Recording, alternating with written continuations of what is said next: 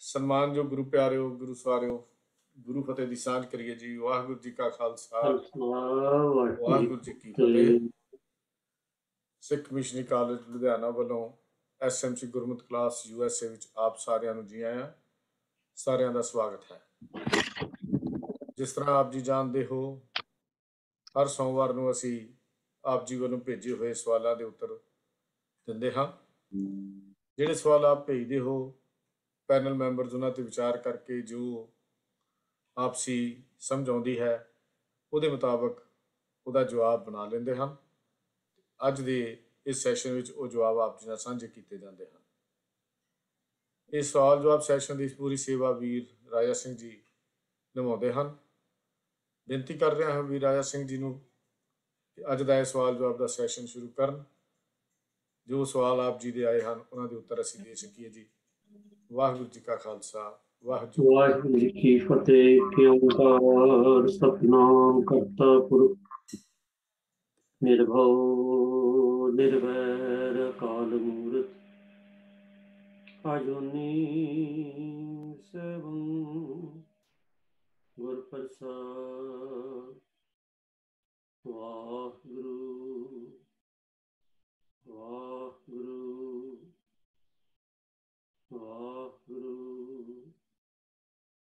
ਵਾਹਿਗੁਰੂ ਵਾਹਿਗੁਰੂ ਵਾਹਿਗੁਰੂ।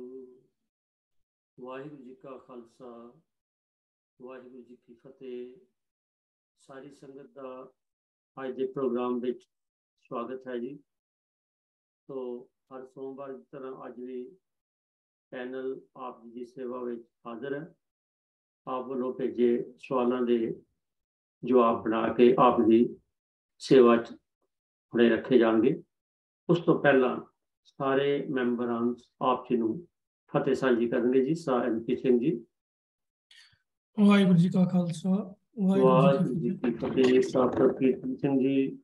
ਵਾਹਿਗੁਰੂ ਜੀ ਕਾ ਖਾਲਸਾ, ਵਾਹਿਗੁਰੂ ਜੀ ਕੀ ਫਤਿਹ। ਭੈਣ ਮਨਿੰਦਰ ਕੌਰ ਜੀ।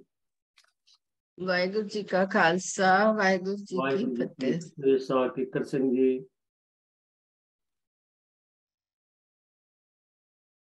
ਸਾਹ ਕਿੱਕਰ ਸਿੰਘ ਜੀ ਅਨਮਿਊਟ ਕਰ ਲਓ ਜੀ।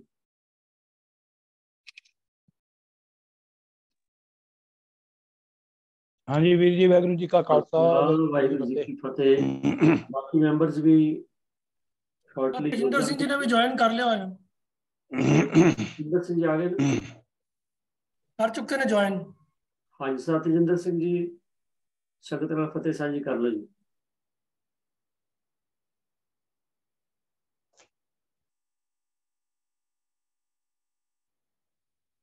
ਵਾਹਿਗੁਰੂ ਜੀ ਕਾ ਖਾਲਸਾ, ਵਾਹਿਗੁਰੂ ਜੀ ਕੀ ਫਤਿਹ ਜੀ। ਤੋ ਆਓ ਸੰਗਤ ਜੀ, ਆਪਾਂ ਤੁਹਾਡੇ ਵੱਲੋਂ ਭੇਜੇ ਸਵਾਲ ਵੱਖ-ਵੱਖ ਵਿਸ਼ਿਆਂ ਤੇ ਵਿਚਾਰ ਕਰਨ ਤੋਂ ਬਾਅਦ ਪੈਨਲ ਆਪ ਦੇ ਸਾਹਮਣੇ ਹਾਜ਼ਰ ਹੈ ਜੀ। ਤੋ ਗੁਰਬਾਣੀ ਜਿਸ ਅਸੀਂ ਪੜ੍ਹਦੇ ਹਾਂ, ਗੁਰ ਇਤਿਹਾਸ ਜਾਂ ਅਸੀਂ ਆਪਣੀਆਂ ਮਰਿਆਦਾਵਾਂ ਪੜ੍ਹਦੇ ਹਾਂ, ਤਾਂ ਉਹਦੇ ਵਿੱਚ ਕਈ ਤਰ੍ਹਾਂ ਦੇ ਇਹੋ ਜਿਹੇ ਸ਼ਬਦ ਆਉਂਦੇ ਨੇ ਜਾਂ ਇਹੋ ਜਿਹੀਆਂ ਫਰੇਜ਼ਸ ਆਉਂਦੀਆਂ ਨੇ ਜਿਹੜੀਆਂ ਕਿਸੇ ਘਟਨਾ ਨਾਲ ਜਾਂ ਕਿਸੇ ਇੱਥੋਂ ਦੂਜੇ ਮਤਾਂ ਨਾਲ ਸੰਬੰਧਿਤ ਜਿਹੜੀਆਂ ਨੇ ਉਹ ਗੱਲਾਂ ਜਿਹੜੀਆਂ ਆਉਂਦੀਆਂ ਨੇ। ਤੋ ਜ਼ਰੂਰੀ ਗੱਲ ਹੈ ਕਿ ਹਰੇਕ ਜਿਗਿਆਸੂ ਦੇ ਮਨ ਵਿੱਚ ਇਹ ਜਿਗਿਆਸਾ ਉੱਠਦੀ ਹੈ ਵੀ ਅਗਰ ਇਹ ਜਿਹੜਾ ਆਮ ਪ੍ਰਚਲਿਤ ਨਹੀਂ ਸ਼ਬਦ ਹੁੰਦੇ, ਕਦੀ ਕਦੇ ਹੀ ਮਿਲਦੇ ਨੇ, ਤੇ ਜਿਸ ਵੇਲੇ ਉਹ ਸਾਹਮਣੇ ਆਉਂਦੇ ਨੇ ਤਾਂ ਫਿਰ ਜ਼ਰੂਰੀ ਗੱਲ ਹੈ ਕਿ ਉਹਦਾ ਬਾਰੇ ਪਤਾ ਹੋਣਾ, ਜਿਗਿਆਸਾ ਹੋਣੀ ਕਿ ਇਹਦਾ ਮਤਲਬ ਕੀ ਹੈ, ਉਹ ਹੋਣਾ ਚਾਹੀਦਾ। ਚੰਗੀ ਗੱਲ ਹੈ। ਤੋ ਇਸੇ ਤਰ੍ਹਾਂ ਭੈਣ ਤੇਜਿੰਦਰ ਕੌਰ ਜੀ ਸੰਗਤ ਵਿੱਚੋਂ ਉਹਨਾਂ ਨੇ ਸਵਾਲ ਭੇਜਿਆ ਸੀ ਕਿ ਜਿਹੜਾ ਅੱਖਰ ਆਉਂਦੇ ਨੇ 4 ਵਾਕ, ਇਹ 4 ਵਾਕ ਕੀ ਚੀਜ਼ ਹੈ। ਮੈਂ ਬੇਨਤੀ ਕਰ ਰਿਹਾ ਸਾਹ ਪ੍ਰਭਕੀਰਤਨ ਸਿੰਘ ਜੀ ਨੂੰ ਵੀ ਉਹ ਕਿਰਪਾ ਕਰਨਗੇ ਤੇ ਅਨਮਿਊਟ ਕਰ ਲਓ। ਸਾਹ ਪ੍ਰਭਕੀਰਤਨ ਸਿੰਘ ਜੀ, ਔਰ ਇਹ 4 ਵਾਕ ਤੋਂ ਕੀ ਮਤਲਬ ਹੈ, ਇਹ ਕਿਰਪਾ ਕਰਕੇ ਦੱਸੋ। ਵੀਰ ਜੀ, ਮੇਰਾ ਸਵਾਲ ਦੂਜਾ ਸੀ ਜੀ। ਇਹ ਸ਼ਾਇਦ ਤੇਜਿੰਦਰ ਸਿੰਘ ਜੀ ਦਾ ਸਵਾਲ ਸੀਗਾ ਜੀ 4 ਵਾਕ ਦਾ। ਖਿਮਾ ਕਰਨਾ ਜੀ, ਮੈਂ ਤੁਸੀਂ ਸਾਹਮਣੇ ਆ ਗਏ ਹੋ, ਤੁਸੀਂ ਸਵਾਲ ਲਓ ਜੀ। ਵੀ ਸੰਗਤ ਜੀ, ਮੈਂ ਆਪ ਤੋਂ ਖਿਮਾ ਮੰਗਦਾ ਕਿ ਮੈਂ ਵੀਰ ਜੀ ਦਾ ਸਵਾਲ ਦੂਸਰਾ ਸੀਗਾ ਤੇ ਮੈਂ ਇਹ ਕਹਿ ਦਿੱਤਾ। ਤੋ ਵੀਰ ਜੀ ਦਾ ਜਿਹੜਾ ਸਵਾਲ ਹੈ ਉਹ ਹੈ ਕਿ ਜੋਗੀਆਂ ਦੇ 12 ਪੰਥ ਕਿਹੜੇ ਹਨ। ਜਿਸ ਵੇਲੇ ਆਪਾਂ ਜਪਜੀ ਸਾਹਿਬ ਦਾ ਪਾਠ ਕਰਦੇ ਹਾਂ ਉਹਦੇ ਜੋਗੀਆਂ ਨਾਲ ਜਿਹੜੀ ਮੁਲਾਕਾਤ ਦਾ ਜ਼ਿਕਰ ਆਉਂਦਾ ਹੈ ਜਿਹੜੀਆਂ ਪੌੜੀਆਂ 'ਚ, ਉਹਦੇ 'ਚ ਆਈ ਪੰਥ ਦਾ ਵੀ ਜ਼ਿਕਰ ਹੈ। ਤੇ ਸਵਾਲ ਕਰਤਾ ਨੇ ਪੁੱਛਿਆ ਵੀ ਜੋਗੀਆਂ ਦੇ 12 ਪੰਥ ਕਿਹੜੇ ਨੇ ਤੇ ਕਿਹੜਾ ਪੰਥ ਸਭ ਤੋਂ ਉੱਤਮ ਹੈ। ਤੋ ਪ੍ਰਭ ਕੀਰਤਨ ਜੀ ਕਿਰਪਾ ਕਰਨਗੇ ਇਹਦਾ ਉੱਤਰ ਦੱਸਣ। ਵਾਹਿਗੁਰੂ ਜੀ ਕਾ ਖਾਲਸਾ, ਵਾਹਿਗੁਰੂ ਜੀ ਕੀ ਫਤਿਹ ਜੀ। ਕੀ ਫਤਿਹ। ਵੀਰ ਜੀ, ਯੋਗ ਮਤ ਬਹੁਤ ਪੁਰਾਤਨ ਮਤ ਹੈ ਹਿੰਦੁਸਤਾਨ ਦੇ ਮਤਾਂ ਦਾ। ਕਈਆਂ ਦੇ ਵਿਚਾਰ ਅਨੁਸਾਰ ਤੇ ਆਰੀਆ ਮਤ ਤੋਂ ਵੀ ਪੁਰਾਣਾ, ਜਿਵੇਂ ਜੈਨ ਮਤ ਹੈ, ਉਸ ਸਮੇਂ ਤੋਂ ਹੀ ਚੱਲਿਆ ਆ ਰਿਹਾ ਹੈ। ਤੋ ਇਹਦੇ 'ਚ ਕਈ ਸ਼ਾਖਾਵਾਂ ਹਨ, ਬਹੁਤ ਸਾਰੀਆਂ ਸ਼ਾਖਾਵਾਂ ਹਨ। ਇਹ ਯੋਗ ਮਤ ਦੇ ਵੱਖੋ ਵੱਖਰੇ ਜਿਹੜੇ ਅੰਗ ਹਨ, ਉਹਨਾਂ ਦੇ ਉੱਤੇ ਕਿਹੜੀ ਸ਼ਾਖਾ ਕਿੰਨਾ ਸਟ੍ਰੈਸ ਦਿੰਦੀ ਹੈ ਉਹਦੇ ਉੱਤੇ ਨਿਰਭਰ ਕਰਦਾ ਹੈ। ਤੋ ਇਸ ਤਰ੍ਹਾਂ ਬਹੁਤ ਸਾਰੀਆਂ ਸ਼ਾਖਾਵਾਂ ਬਣੀਆਂ ਹਨ, ਪਰ ਜਿਹੜੀ ਸਭ ਤੋਂ ਵਿਖਿਆਤ ਇਹਨਾਂ 'ਚੋਂ ਬ੍ਰਾਂਚ ਹੈ ਉਹ ਪਤੰਜਲੀ ਜੀ ਦਾ ਯੋਗ ਮਤ ਹੈ, ਜਿਹੜਾ ਉਹਨਾਂ ਨੇ ਯੋਗ ਸੂਤਰ ਦੇ ਵਿੱਚ ਡਿਸਕ੍ਰਾਈਬ ਕੀਤਾ ਤੇ ਜਿਸ ਨੂੰ ਰਾਜ ਯੋਗ ਦਾ ਨਾਮ ਦਿੱਤਾ ਜਾਂਦਾ ਹੈ।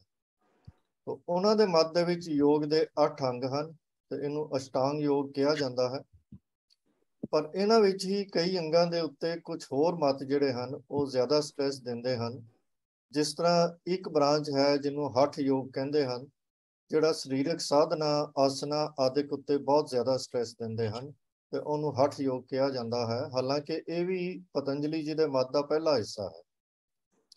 ਇਸ ਤੋਂ ਬਾਅਦ ਹੋਰ ਵੀ ਕਈ ਹਨ ਜਿਨ੍ਹਾਂ ਨੂੰ ਨਾਮ ਦਿੱਤੇ ਜਾਂਦੇ ਹਨ। ਮੰਤਰ ਯੋਗ ਹੈ ਜਾਂ ਲੈ ਯੋਗ ਹੈ, ਇਸੇ ਤਰ੍ਹਾਂ ਹੀ ਤੰਤਰ ਯੋਗ ਵੀ ਹੈ, ਸਹਿਜ ਯੋਗ ਵੀ ਹੈ। ਸਾਡੇ ਪੰਜਾਬ ਦੇ ਵਿੱਚ ਜਿਹੜਾ ਪ੍ਰਚਲਿਤ ਇੱਕ ਬੜਾ ਮਤ ਅੱਜ ਕੱਲ੍ਹ ਹੋ ਗਿਆ ਹੈ ਰਾਧਾ ਸੁਆਮੀ, ਉਹ ਵੀ ਆਪਣੇ ਮਤ ਨੂੰ ਸ਼ਬਦ ਸੁਰਤ ਯੋਗ ਦੀ ਸ਼ਾਖਾ ਦੇ ਨਾਲ ਜੋੜਦੇ ਹਨ ਤੇ ਕਹਿੰਦੇ ਹਨ ਕਿ ਸਾਡਾ ਮਤ ਵੀ ਜਿਹੜਾ ਹੈ ਅਸਲ ਦੇ ਵਿੱਚ ਸ਼ਬਦ ਸੁਰਤ ਯੋਗ ਹੈ। ਤੋ ਹਠ ਯੋਗ ਜਿਹੜਾ ਹੈ ਇਹ ਸਰੀਰਕ ਆਸਨਾ, ਸਰੀਰਕ ਵਰਜ਼ਿਸ਼ਾਂ ਦੇ ਉੱਤੇ ਆਧਾਰਿਤ ਮੁੱਖ ਸ਼ਾਖਾ ਹੈ ਤੇ ਇਹਨਾਂ ਦਾ ਵਿਸ਼ਵਾਸ ਹੈ ਕਿ ਸਰੀਰਕ ਆਸਨਾ ਦੀ ਪਰਫੈਕਸ਼ਨ ਦੇ ਨਾਲ ਅਸੀਂ ਬਹੁਤ ਕੁਝ ਪ੍ਰਾਪਤ ਕਰ ਸਕਦੇ ਹਾਂ। ਅੱਗੋਂ ਇਹਨਾਂ ਦੀਆਂ ਹੋਰ ਵੀ ਬੜੀਆਂ ਸਾਰੀਆਂ ਸ਼ਾਖਾਵਾਂ ਹਨ ਵੀ ਤੇ ਅੱਗੋਂ ਬਣਦੀਆਂ ਵੀ ਜਾ ਰਹੀਆਂ ਹਨ। ਤੋ ਇਹ ਸ਼ਾਖਾਵਾਂ ਆਮ ਤੌਰ ਤੇ ਖਾਸ ਗੁਰੂਆਂ ਦੇ ਨਾਲ, ਟੀਚਰਸ ਜਿਹੜੇ ਉਹਨਾਂ ਦੇ ਹਨ, ਉਹਨਾਂ ਦੇ ਨਾਲ ਸੰਬੰਧਿਤ ਹੁੰਦੀਆਂ ਹਨ। ਔਰ ਇਹ ਸਿਲਸਿਲਾ ਇਹਨਾਂ ਦਾ ਹਾਲੇ ਬੰਦ ਨਹੀਂ ਹੋਇਆ। 20ਵੀਂ ਸਦੀ ਦੇ ਵਿੱਚ ਵੀ ਕਈ ਹਠ ਯੋਗ ਦੀਆਂ ਸ਼ਾਖਾਵਾਂ ਬਣੀਆਂ ਹਨ। ਜਿਵੇਂ ਕਿ 20ਵੀਂ ਸਦੀ ਦੇ ਸ਼ੁਰੂ ਵਿੱਚ ਇੱਕ BKS ਅਯੰਗਰ ਹੋਏ ਹਨ ਸਾਊਥ ਦੇ ਵਿੱਚ। ਉਹਨਾਂ ਦੇ ਜੋ ਉਪਦੇਸ਼ ਸਨ ਉਹਨਾਂ ਦੇ ਉੱਤੇ ਆਧਾਰਿਤ ਜਿਹੜਾ ਯੋਗ ਪ੍ਰਚਲਿਤ ਹੋਇਆ ਉਹਨੂੰ ਅਯੰਗਰ ਯੋਗਾ ਕਹਿੰਦੇ ਹਨ। ਮਹਾਰਿਸ਼ੀ ਮਹੇਸ਼ ਜਿਹੜੇ ਬਾਹਰਲੇ ਦੇਸ਼ਾਂ ਦੇ ਵਿੱਚ ਬਹੁਤ ਜਿਨ੍ਹਾਂ ਨੇ ਪ੍ਰਚਾਰ ਕੀਤਾ ਯੋਗ ਮਤ ਦਾ, ਉਹਨਾਂ ਨੇ ਟ੍ਰਾਂਸੈਂਡੈਂਟਲ ਯੋਗਾ ਦਾ ਪ੍ਰਚਾਰ ਕੀਤਾ। ਕੁੰਡਲਿਨੀ ਯੋਗਾ ਦਾ ਭਾਵੇਂ ਸਿਧਾਂਤ ਜਿਹੜਾ ਹੈ, ਕੁੰਡਲਿਨੀ ਦਾ ਸਿਧਾਂਤ ਯੋਗ ਮਤ ਵਿੱਚ ਬੜਾ ਪੁਰਾਣਾ ਸੀ, ਪਰ ਇਹਦਾ ਜਿਹੜਾ ਸਭ ਤੋਂ ਵੱਡਾ ਗੁਰੂ ਮੰਨਿਆ ਜਾਂਦਾ ਹੈ ਉਹ ਭਜਨ ਯੋਗੀ ਭਾਵ ਹਰਭਜਨ ਸਿੰਘ ਜੀ ਯੋਗੀ ਨੂੰ ਕੁੰਡਲਿਨੀ ਯੋਗਾ ਦਾ ਮਹਾਂਗੁਰੂ ਮੰਨਿਆ ਜਾਂਦਾ ਹੈ। ਇਸੇ ਤਰ੍ਹਾਂ ਹੀ ਸ੍ਰੀ ਰਵੀ ਸ਼ੰਕਰ ਦਾ ਆਰਟ ਆਫ ਲਿਵਿੰਗ ਵਾਲਾ ਯੋਗ ਮਤ ਹੈ। ਹੋਰ ਵੀ ਮਤ ਆਪ ਜੀ ਨੇ ਸੁਣੇ ਹੋਣਗੇ, ਬਿਕਰਮ ਯੋਗਾ, ਪਾਵਰ ਯੋਗਾ ਤੇ ਹੋਰ ਅਨੇਕਾਂ ਬਣੇ ਹਨ, ਬਣੀ ਵੀ ਜਾ ਰਹੇ ਹਨ, ਖਤਮ ਵੀ ਹੋਈ ਜਾ ਰਹੇ ਹਨ ਤੇ ਹੋਰ ਵੀ ਬਣੀ ਜਾ ਰਹੇ ਹਨ। ਤੋ ਇਸ ਤਰੀਕੇ ਦੇ ਨਾਲ ਯੋਗ ਮਤ ਦੀਆਂ ਸ਼ਾਖਾਵਾਂ ਦੀ ਗਿਣਤੀ ਕਰਨੀ ਲਗਭਗ ਅਸੰਭਵ ਹੀ ਹੈ। ਇਹਨਾਂ ਯੋਗੀਆਂ ਦੇ ਵਿੱਚ ਇੱਕ ਗੱਲ ਮਸ਼ਹੂਰ ਹੈ ਕਿ ਯੋਗ ਮਤ ਦੀਆਂ ਸ਼ਾਖਾਵਾਂ ਦੀ ਗਿਣਤੀ ਕਰਨੀ ਤੇ ਸ਼ਾਇਦ ਸਰਸਵਤੀ ਦੇ ਵੀ ਵੱਸ ਦੀ ਗੱਲ ਨਹੀਂ। ਤੋ ਹਠ ਯੋਗ ਵਿੱਚੋਂ ਇੱਕ ਬੜਾ ਪੁਰਾਤਨ ਮਤ ਹੈ, ਹਠ ਯੋਗ ਦੀ ਹੀ ਬ੍ਰਾਂਚ ਹੈ ਇੱਕ ਅੱਗੋਂ, ਉਹਨੂੰ ਅਸੀਂ ਨਾਥ ਯੋਗ ਕਹਿੰਦੇ ਹਾਂ, ਜਿਨ੍ਹਾਂ ਨੂੰ ਕੰਨ ਫਟੇ ਯੋਗੀ ਕਹਿੰਦੇ ਹਾਂ, ਜੋ ਪੂਰੇ ਭਾਰਤ ਵਿੱਚ ਕਿਸੇ ਟਾਈਮ ਤੇ ਬਹੁਤ ਪ੍ਰਚਲਿਤ ਸੀ, ਅੱਜ ਵੀ ਹੈ ਪਰ ਉਤਨਾ ਨਹੀਂ ਹੈ। ਇਸ ਦੇ ਦੋ ਮੁੱਖ ਕੇਂਦਰ ਸਨ, ਨੇਪਾਲ ਤੇ ਗੋਰਖਪੁਰ। ਜਿਹੜਾ ਇਹਨਾਂ ਦਾ ਪਹਿਲਾ ਗੁਰੂ ਮਛਿੰਦਰ ਨਾਥ ਸੀ ਜਾਂ ਮਤਸੇਂਦਰ ਨਾਥ ਜਿਹਨੂੰ ਕਹਿੰਦੇ ਹਨ, ਉਹ ਨੇਪਾਲ ਦਾ ਸੀ ਤੇ ਇੱਕ ਕੇਂਦਰ ਇਹਨਾਂ ਦਾ ਉੱਥੇ ਹੁੰਦਾ ਸੀ ਤੇ ਦੂਜਾ ਕੇਂਦਰ ਉਹਦਾ ਜਿਹੜਾ ਸ਼ਾਗਿਰਦ ਸੀ ਗੋਰਖਨਾਥ, ਜਿਹਦੇ ਨਾਮ ਤੇ ਗੋਰਖਪੁਰ ਸ਼ਹਿਰ ਹੈ, ਉੱਥੇ ਉਹਦਾ ਵੱਡਾ ਮੱਠ ਸਥਾਪਿਤ ਹੋਇਆ ਤੇ ਉਹ ਉਹਨਾਂ ਦਾ ਕੇਂਦਰ ਬਣਿਆ। ਇਹ ਨਾਥ ਯੋਗੀਆਂ ਦੇ ਅੱਗੋਂ 12 ਫਿਰਕੇ ਮੰਨੇ ਜਾਂਦੇ ਹਨ, ਜਿਨ੍ਹਾਂ ਦਾ ਜ਼ਿਕਰ ਬਾਰ-ਬਾਰ ਸਾਡੇ ਵਿਆਖਿਆਕਾਰ ਗੁਰਬਾਣੀ ਦੇ ਸਟੀਕਾਂ ਦੇ ਵਿੱਚ ਤੇ ਹੋਰ ਥਾਵਾਂ ਦੇ ਉੱਤੇ ਕਰਦੇ ਹਨ। ਔਰ ਇਹਨਾਂ ਦੇ ਨਾਲ ਹੀ ਇਹਨਾਂ ਵੱਖ-ਵੱਖ ਬ੍ਰਾਂਚਿਸ ਜਿਹੜੀਆਂ ਹਨ, 12 ਬ੍ਰਾਂਚਿਸ, ਇਹਨਾਂ ਦੇ ਨਾਲ ਹੀ ਗੁਰੂ ਨਾਨਕ ਸਾਹਿਬ ਦੀ ਤੇ ਹੋਰ ਗੁਰੂ ਸਾਹਿਬਾਨ ਦੀਆਂ ਚਰਚਾਵਾਂ ਬਹੁਤ ਵਾਰ ਸਾਨੂੰ ਇਤਿਹਾਸ ਦੇ ਵਿੱਚ ਹੋਈਆਂ ਮਿਲਦੀਆਂ। ਇਹ ਜਿਹੜੇ 12 ਮਤ, ਆਮ ਤੌਰ ਦੇ ਉੱਤੇ ਜਿਹੜਾ ਸਵਾਲ ਹੈ 12 ਪੰਥ ਕਿਹੜੇ ਹਨ, ਇਹ ਅਸਲ ਦੇ ਵਿੱਚ ਨਾਥ ਯੋਗ ਦੇ ਹਨ, ਜੋ ਕਿ ਆਪਣੇ ਆਪ ਦੇ ਵਿੱਚ ਹੀ ਹਠ ਯੋਗ ਦੀ ਇੱਕ ਬ੍ਰਾਂਚ ਹੈ। ਇਹਨਾਂ ਦੇ ਨਾਮ ਹਨ ਹੇਤ, ਭਾਵ, ਆਈ ਪੰਥ, ਗੰਮੇ ਪੰਥ, ਪਾਗਲ ਪੰਥ,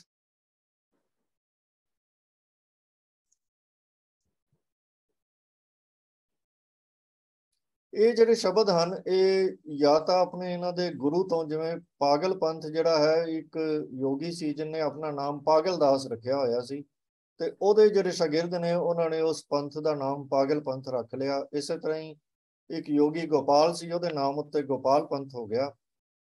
ਇਹਨਾਂ ਵਿੱਚੋਂ ਹੀ ਇੱਕ ਆਈ ਪੰਥ ਹੈ ਜਿਸ ਦਾ ਜ਼ਿਕਰ ਜਪਜੀ ਸਾਹਿਬ ਦੇ ਵਿੱਚ ਸਤਿਗੁਰੂ ਸ੍ਰੀ ਗੁਰੂ ਨਾਨਕ ਦੇਵ ਜੀ ਨੇ ਵੀ ਕੀਤਾ ਹੈ ਕਿ ਆਈ ਪੰਥੀ ਸਗਲ ਜਮਾਤੀ ਮਨ ਜੀਤਾ ਜਗ ਜੀ। ਤੋ ਜਦੋਂ 28ਵੀਂ ਪੌੜੀ ਦੀ ਵਿਆਖਿਆ ਜਿਹਦੇ ਵਿੱਚ ਪੰਕਤੀ ਆਉਂਦੀ ਹੈ, ਉਹ ਸਭ ਤੋਂ ਪਹਿਲਾਂ ਫਰੀਦਕੋਟੀ ਟੀਕੇ ਵਿੱਚ ਹੋਈ, ਤੇ ਉਹਨਾਂ ਨੇ ਇਸ ਟੀਕੇ ਦੇ ਵਿੱਚ ਇਹ ਗੱਲ ਪ੍ਰਗਟ ਕੀਤੀ ਕਿ ਆਈ ਪੰਥ ਜਿਹੜਾ ਹੈ ਗੁਰੂ ਨਾਨਕ ਸਾਹਿਬ ਨੇ ਇਸ ਕਰਕੇ ਨਾਮ ਲਿਆ ਹੈ ਕਿਉਂਕਿ ਇਹ ਸਭ ਤੋਂ ਸ੍ਰੇਸ਼ਟ ਪੰਥ ਗਿਣਿਆ ਗਿਆ ਹੈ ਯੋਗੀਆਂ ਦੇ ਪੰਥਾਂ ਦੇ ਵਿੱਚੋਂ। ਤੋ ਪ੍ਰੋਫੈਸਰ ਸਾਹਿਬ ਸਿੰਘ ਜੀ ਨੇ ਵੀ ਇਸੇ ਲਾਈਨ ਨੂੰ ਹੀ ਅਪਣਾ ਕੇ ਇਹੀ ਵਿਆਖਿਆ ਕੀਤੀ ਹੈ ਕਿ ਆਈ ਪੰਥ ਸਭ ਤੋਂ ਉੱਤਮ ਮੰਨਿਆ ਗਿਆ ਹੈ, ਤੇ ਗੁਰੂ ਸਾਹਿਬ ਨੇ ਆਈ ਪੰਥ ਨੂੰ ਆਧਾਰ ਬਣਾ ਕੇ ਜਿਹੜੀ ਵਿਆਖਿਆ ਕੀਤੀ ਹੈ ਉਹਦੇ ਵਿੱਚ ਆਪਣਾ ਅਸੂਲ ਦੱਸਿਆ ਹੈ। ਜਦੋਂ ਮੈਂ ਆਈ ਪੰਥ ਬਾਰੇ ਜਿਹੜਾ ਉੱਤਮ ਸਾਰੇ ਸਾਡੇ ਵਿਆਖਿਆਕਾਰ ਕਹਿੰਦੇ ਹਨ ਉਹਦੇ ਬਾਰੇ ਲੱਭਣ ਦੀ ਕੋਸ਼ਿਸ਼ ਕੀਤੀ, ਤੇ ਅੱਜ ਇਹਦੀ ਹੋਂਦ ਜਿਹੜੀ ਹੈ ਉਹ ਕੋਈ ਖਾਸ ਨਹੀਂ ਹੈ, ਕਿਤੇ ਇਹਨਾਂ ਦੇ ਬਾਰੇ ਬਹੁਤਾ ਇਹਨਾਂ ਦਾ ਸਥਾਨ ਵੱਡਾ ਨਹੀਂ ਹੈ ਜਾਂ ਜ਼ਿਕਰ ਕਿਤੇ ਨਹੀਂ ਮਿਲਦਾ। ਪਰ ਇੱਥੇ ਇੱਕ ਦਿਲਚਸਪ ਗੱਲ ਇਹ ਹੈ ਕਿ ਜਿੰਨਾ ਵੀ ਉਹਨਾਂ ਦਾ ਸਾਹਿਤ ਜਾਂ ਕੁਝ ਮਿਲਿਆ ਉਹਦੇ ਵਿੱਚ ਦਿਲਚਸਪੀ ਵਾਲੀ ਗੱਲ ਇਹ ਹੈ ਕਿ ਜਦੋਂ ਉਹ ਆਪਣੇ ਆਪ ਨੂੰ ਬਾਕੀ ਪੰਥਾਂ ਤੋਂ ਉੱਤਮ ਕਹਿੰਦੇ, ਜਿਵੇਂ ਕਿ ਹਰ ਪੰਥ ਦੇ ਵਿੱਚ ਜਿਹੜਾ ਫਾਲੋਅਰ ਹੁੰਦਾ ਹੈ ਉਹ ਆਪਣੇ ਪੰਥ ਨੂੰ ਬਾਕੀਆਂ ਤੋਂ ਉੱਤਮ ਦੱਸਦਾ ਹੈ, ਤਾਂ ਉਹ ਜਦੋਂ ਆਪਣੇ ਆਪ ਨੂੰ ਆਈ ਪੰਥ ਵਾਲੇ ਉੱਤਮ ਕਹਿੰਦੇ ਹਨ ਤੇ ਉਹਨਾਂ ਕੋਲ ਇਹਦੀ ਕੋਈ ਹੋਰ ਅਥਾਰਟੀ ਨਹੀਂ, ਉਹ ਗੁਰੂ ਨਾਨਕ ਸਾਹਿਬ ਦੀ ਹੀ ਇਸ ਪੰਕਤੀ ਨੂੰ ਕੋਟ ਕਰਕੇ ਦੱਸਦੇ ਹਨ। ਹਾਲਾਂਕਿ ਜੇ ਆਮ ਨਜ਼ਰ ਨਾਲ ਇਸ ਪੰਕਤੀ ਨੂੰ ਪੜ੍ਹੀਏ ਤੇ ਇਹਦੇ ਵਿੱਚ ਗੁਰੂ ਨਾਨਕ ਸਾਹਿਬ ਨੇ ਇਹਦੀ ਕੋਈ ਸ਼ੋਭਾ ਨਹੀਂ ਕੀਤੀ।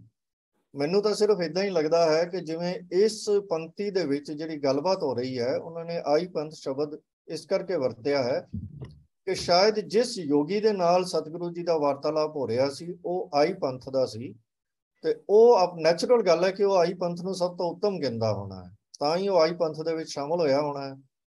ਤੋ ਗੁਰੂ ਜੀ ਨੇ ਉਦੋਂ ਇਹ ਕਿਹਾ ਕਿ ਬਈ ਇਸ ਤੋਂ ਸਪਸ਼ਟ ਹੈ ਕਿ ਉਹ ਉਪਦੇਸ਼ ਉਹਨੇ ਆਈ ਪੰਥ ਦੇ ਆਰਗੂਮੈਂਟ ਨੂੰ ਬਣਾ ਕੇ ਇਹਦਾ ਉਪਦੇਸ਼ ਕੀਤਾ ਜੋ ਕਿ ਗੁਰਮਤਿ ਦਾ ਸਿਧਾਂਤ ਹੈ। ਤੋ ਇਹ ਸਪਸ਼ਟ ਹੈ ਸਾਨੂੰ ਕਿ ਇਹਦੇ ਵਿੱਚ ਗੁਰੂ ਸਾਹਿਬ ਨੇ ਕੋਈ ਉਹਨਾਂ ਨੂੰ ਵੱਡਾ ਪੰਥ ਹੋਣ ਦਾ ਜਾਂ ਉੱਤਮ ਪੰਥ ਹੋਣ ਦਾ ਸਰਟੀਫਿਕੇਟ ਨਹੀਂ ਦਿੱਤਾ, ਪਰ ਚੂੰਕਿ ਇਹ ਆਮ ਤੌਰ ਦੇ ਉੱਤੇ ਸਾਡੀ ਆਮ ਜਾਣਕਾਰੀ ਦਾ ਵਿਸ਼ਾ ਨਹੀਂ ਹੁੰਦਾ, ਇੱਕ ਵਾਰੀ ਜਿਹੜੀ ਇਹਦੀ ਐਕਸਪਲੇਨੇਸ਼ਨ ਫਰੀਦਕੋਟੀ ਟੀਕੇ ਤੋਂ ਆ ਗਈ ਉਹ ਅੱਜ ਤੱਕ ਉਸੇ ਤਰ੍ਹਾਂ ਹੀ ਚੱਲ ਰਹੀ ਹੈ ਤੇ ਸਟੇਜਾਂ ਉੱਤੇ ਅਸੀਂ ਉਸੇ ਤਰ੍ਹਾਂ ਹੀ ਸੁਣਦੇ ਆ ਰਹੇ ਹਾਂ।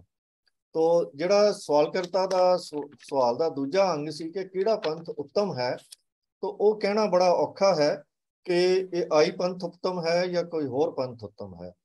ਬਾਕੀ ਗੁਰੂ ਸਾਹਿਬ ਨੇ ਇਸ ਚੀਜ਼ ਨੂੰ ਆਧਾਰ ਬਣਾ ਕੇ ਆਪਣਾ ਜਿਹੜਾ ਉਪਦੇਸ਼ ਦਿੱਤਾ ਹੈ ਉਹ ਸਗਲ ਜਮਾਤੀ, ਇਹ ਜਿਹੜੇ ਦੋ ਸ਼ਬਦ ਹਨ ਇਹਨਾਂ ਦੇ ਵਿੱਚ ਵਿਦਮਾਨ ਹੈ ਕਿ ਉੱਤਮ ਉਹੀ ਹੈ, ਭਾਵੇਂ ਕਿਸੇ ਪੰਥ ਦਾ ਹੋਵੇ, ਭਾਵੇਂ ਆਈ ਪੰਥ ਦਾ ਹੀ ਕਿਉਂ ਨਾ ਹੋਵੇ, ਉਹ ਹੈ ਜੋ ਸਾਰੀ ਸ੍ਰਿਸ਼ਟੀ ਦੇ ਜੀਵਾਂ, ਸਾਰੀਆਂ ਜਮਾਤਾਂ ਕਿਸਮਾਂ ਨੂੰ ਪ੍ਰੇਮ ਕਰਦਾ ਹੈ ਤੇ ਆਪਣੇ ਸੱਜਣ ਮਿੱਤਰ ਸਮਝਦਾ ਹੈ।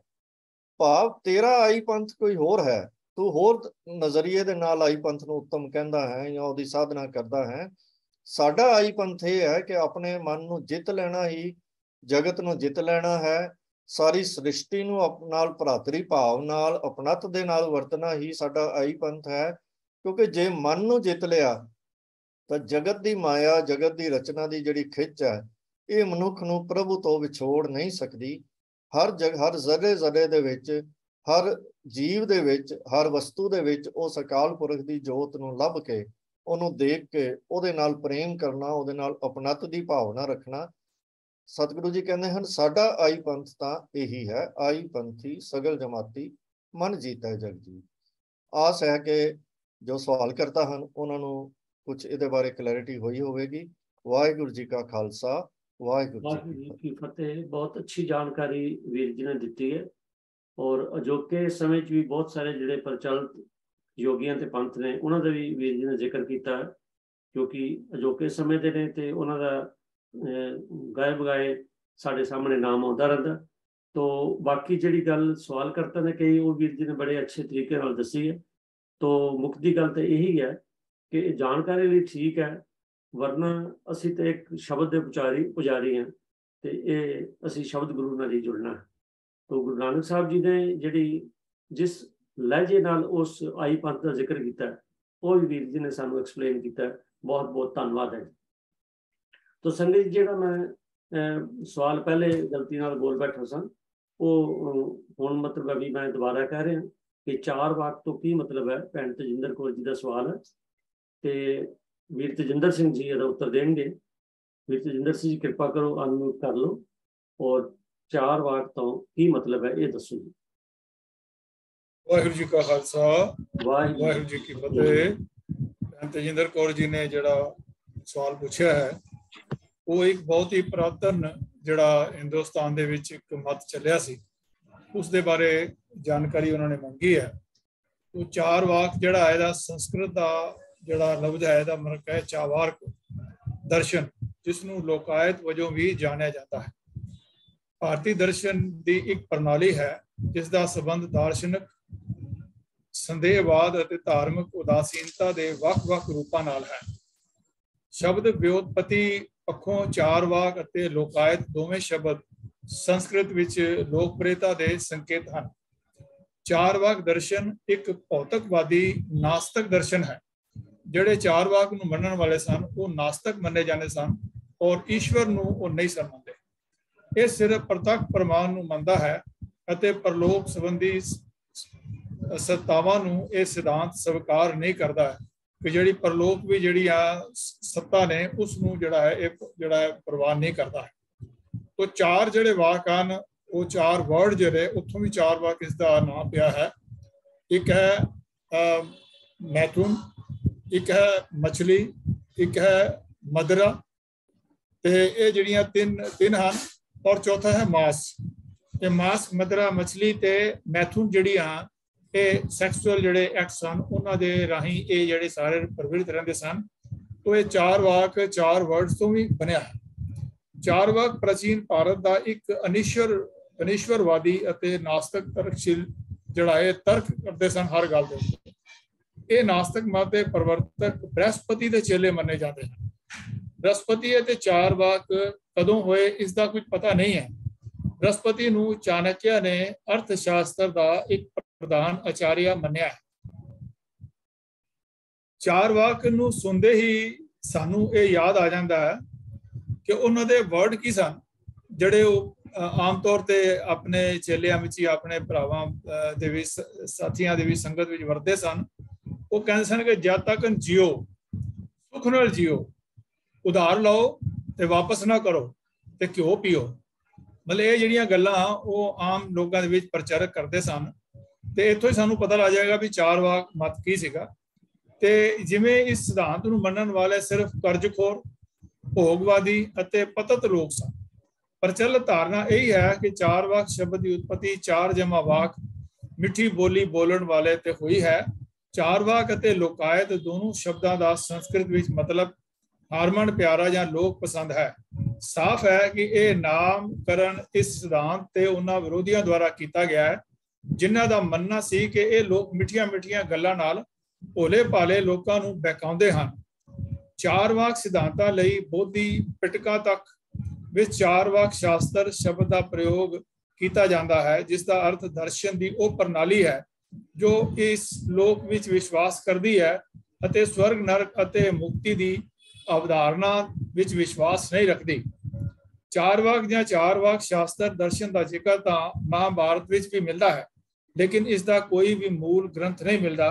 साफ है कि ये अपने समय दियां जो 4 वाक या 4 वाक शास्त्र दर्शन का जिक्र जिवें मिलता है, साफ है कि अपने समय दियां सत्ताधारी ताकतां दे खिलाफ गल करता सी, तां ही इस दे ग्रंथां नूं नष्ट कर दिता गया अते प्रचलित कथावां विच 4 वाक नूं खलनायकां दे रूप विच पेश किया गया। हाँ साहब, भैन जी ने जिहड़ा सवाल पूछा है उन्होंने इसकी डिटेल जिहड़ी जानकारी मिल गई होगी। वाहिगुरू जी का खालसा, वाहिगुरू जी की फतेह। तो 4 वाक बारे वीर जी ने जानकारी दी है।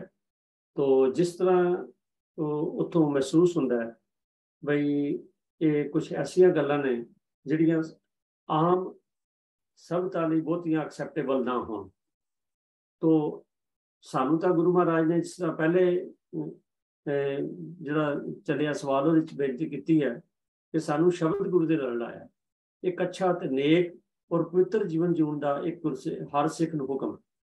तो उंज इहो जी जिहड़े मतां दीयां गल्लां ने उहदी जानकारी इस करके होनी चाहिए है कि असी भी अपने जीवन नूं किवें पवित्र रख सकीए।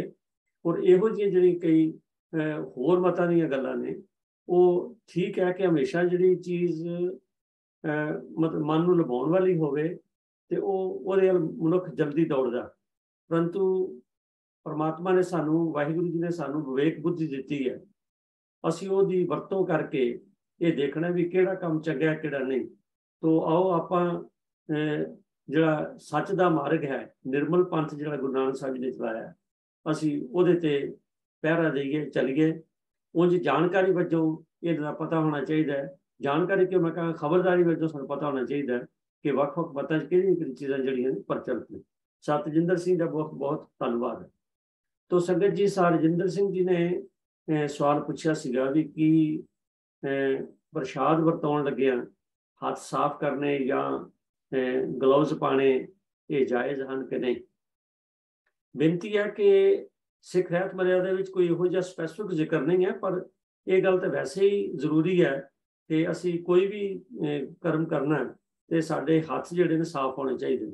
उंज भी असीं जिसले गुरुद्वारा साहब जाने हैं तो हरेक श्रद्धालु जिहड़ा है वो अंदर जाने तो पहला अपने हाथ वगैरह चंगी तरह साफ करके तो फिर ही अंदर जाता है।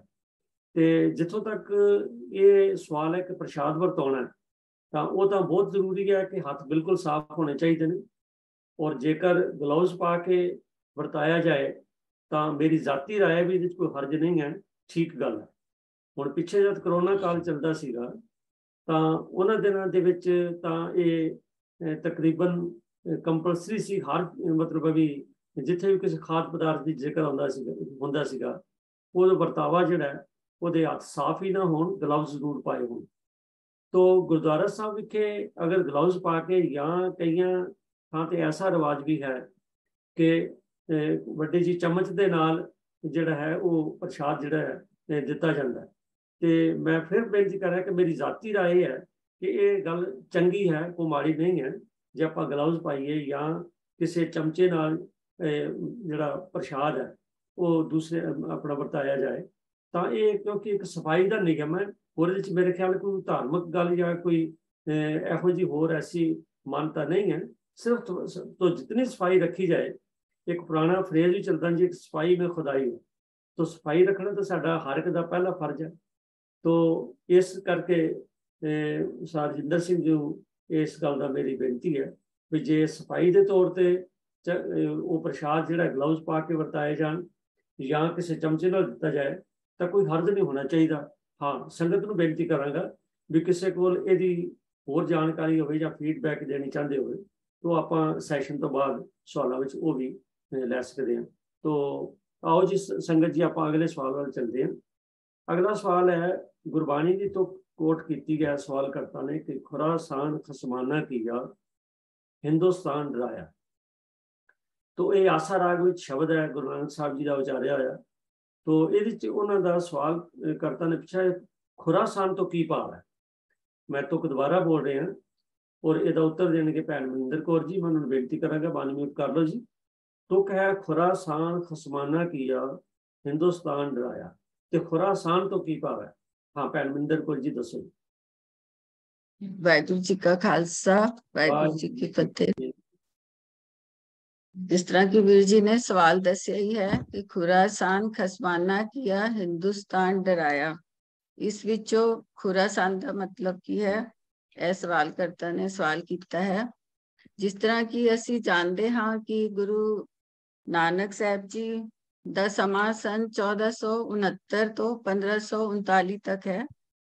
इस विच जदों बाबर ने 1526 विच हिंदुस्तान ते हमला किया, उस वक्त दे गुरु साहब जी चश्मदीद गवाह हन। उस वेले गुरु जी ने 4 शब्द उच्चारण किए सन। उन्होंने बाबर ने अपनी कैद विच भी रखिया सी ते उन्हां शब्दां विचों ਇਹ ਪੰਕਤੀ ਗੁਰੂ ਨਾਨਕ ਸਾਹਿਬ ਜੀ ਦੁਆਰਾ ਉਚਾਰਨ ਕੀਤੇ ਰਾਗ ਆਸਾ ਦੇ ਸ਼ਬਦ ਵਿੱਚੋਂ ਲਈ ਗਈ ਹੈ। ਖੁਰਾਸਾਨ ਖਸਮਾਨਾ ਕੀਆ, ਹਿੰਦੁਸਤਾਨ ਡਰਾਇਆ। ਹਿੰਦੁਸਤਾਨ ਜਿਸ ਦਾ ਭਾਵ ਹੈ ਕਿ ਖੁਰਾਸਾਨ ਕਿਸੇ ਹੋਰ ਦੇ ਸਪੁਰਦ ਕਰਕੇ ਮੁਗਲ ਬਾਦਸ਼ਾਹ ਬਾਬਰ ਨੇ ਹਿੰਦੁਸਤਾਨ ਤੇ ਹਮਲਾ ਕੀਤਾ ਜਾਂ ਹਿੰਦੁਸਤਾਨੀਆਂ ਨੂੰ ਆ ਡਰਾਇਆ। ਤੇ ਬਾਬਰ ਨੂੰ ਭਾਰਤ ਵੱਲ ਵਧਣ ਲਈ ਖੁਰਾਸਾਨ ਇਲਾਕੇ ਦਾ ਜਿੰਨਾ ਜ਼ਰੂਰੀ ਸੀ ਉਹ ਜਿੱਤ ਕੇ ਉਸਨੂੰ ਕਿਸੇ ਦੇ ਹਵਾਲੇ ਕਰਕੇ ਹਿੰਦੁਸਤਾਨ ਆਇਆ ਸੀ ਬਾਬਰ। ਵੀਰ ਜੀ ਨੇ ਸਵਾਲ ਕੀਤਾ ਹੈ ਕਿ ਖੁਰਾਸਾਨ ਦਾ ਕੀ ਭਾਵ ਹੈ। ਇਸ ਵਿੱਚ ਖੁਰਾਸਾਨ ਸ਼ਬਦ ਦੋ ਸ਼ਬਦਾਂ ਦੇ ਮੇਲ ਤੋਂ ਬਣਿਆ ਹੈ, ਖੁਰ ਤੇ ਆਸਾਨ ਜਾਂ ਅਯਾਨ।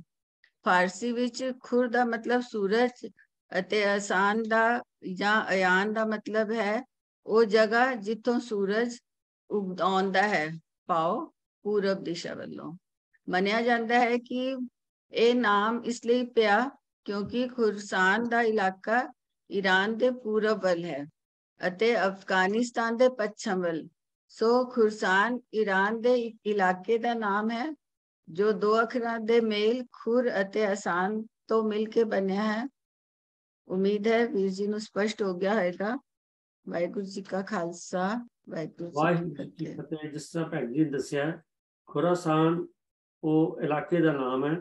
ਤੋ ਅੱਜ ਕੱਲ੍ਹ ਵੀ ਇਸ ਨਾਮ ਨਾਲ ਇੱਕ ਸੰਸਥਾ ਦਾ ਨਾਂ ਜੁੜਿਆ, ਜਿਹੜਾ ਕਈ ਥਾਂ ਤੇ ਧਮਾਕੇ ਹੁੰਦੇ ਨੇ, ਕੁਛ ਹੁੰਦੇ ਨੇ, ਉੱਥੇ ਵੀ ਲਫ਼ਜ਼ ਇਸ ਨਾਲ ਮਿਲਦਾ ਜੁਲਦਾ ਲਫ਼ਜ਼ ਹੈ।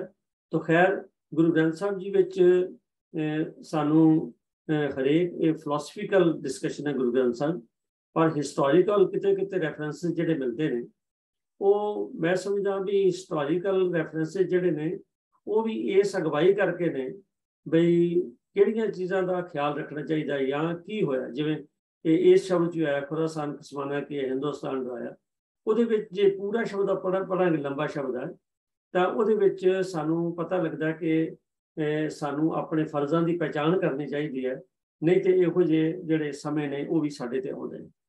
ਤੋ ਭੈਣ ਜੀ ਦਾ ਬਹੁਤ ਬਹੁਤ ਧੰਨਵਾਦ ਹੈ ਜੀ। ਤੋ ਇਸੇ ਤਰ੍ਹਾਂ ਇੱਕ ਹੋਰ ਸਵਾਲਕਰਤਾ ਨੇ ਗੁਰਬਾਣੀ ਵਿੱਚ ਲਫ਼ਜ਼ ਆਇਆ ਮਧੂਕੜੀ। ਤੋ ਮਾਂ ਧੱਦੇ ਨੂੰ ਦੁਲੈਂਕੜ ਕੱਕੜ ਤੇੜਾ ਦੇ ਨਹੀਂ ਪੈਰੀ ਮਧੂਕੜੀ। ਤੋ ਸਵਾਲਕਰਤਾ ਨੇ ਪੁੱਛਿਆ ਜੀ ਮਧੂਕੜੀ ਦਾ ਅਰਥ ਕੀ ਹੈ। ਤੋ ਸਤਜਿੰਦਰ ਸਿੰਘ ਜੀ ਦੱਸਣਗੇ ਕਿ ਮਧੂਕੜੀ ਦਾ ਅਰਥ ਕੀ ਹੈ। ਹਾਂਜੀ, ਸਤਜਿੰਦਰ ਸਿੰਘ। ਵਾਹਿਗੁਰੂ ਜੀ ਕਾ ਖਾਲਸਾ, ਵਾਹਿਗੁਰੂ ਜੀ ਕੀ ਫਤਿਹ ਜੀ।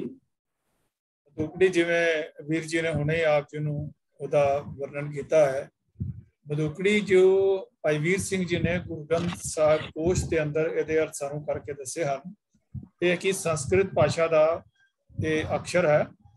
ਉਹ ਮਧੂਕਰ ਦਾ ਮਤਲਬ ਬਣਦਾ ਹੈ ਸ਼ਹਿਦ ਦੀ ਮੱਖੀ। ਸ਼ਹਿਦ ਦੀ ਮੱਖੀ ਜਿਵੇਂ ਫੁੱਲ ਤੇ ਸ਼ਹਿਦ ਇਕੱਠਾ ਕਰਦੀ ਹੈ, ਇਸ ਦੇ ਬਰਾਬਰ ਹੀ ਤਿਵੇਂ ਦਰ ਤੋਂ ਟੁੱਕ ਮੰਗਣਾ, ਟੁੱਕਰ ਪਿੱਛਿਆ ਦਾ ਅਨ ਮੰਗ ਕੇ ਆਂਦਾ ਟੁੱਕਰ। ਜਿਵੇਂ ਕਿ ਕਬੀਰ ਸਾਹਿਬ ਦਾ 1373 ਅੰਕ ਦੇ ਉੱਪਰ ਜਿਹੜਾ ਸ਼ਬਦ ਹੈ, ਕਬੀਰ ਭਲੀ ਮਧੂਕਰੀ ਨਾਨਾ ਬਿਦ ਕੋ ਨਾਜ।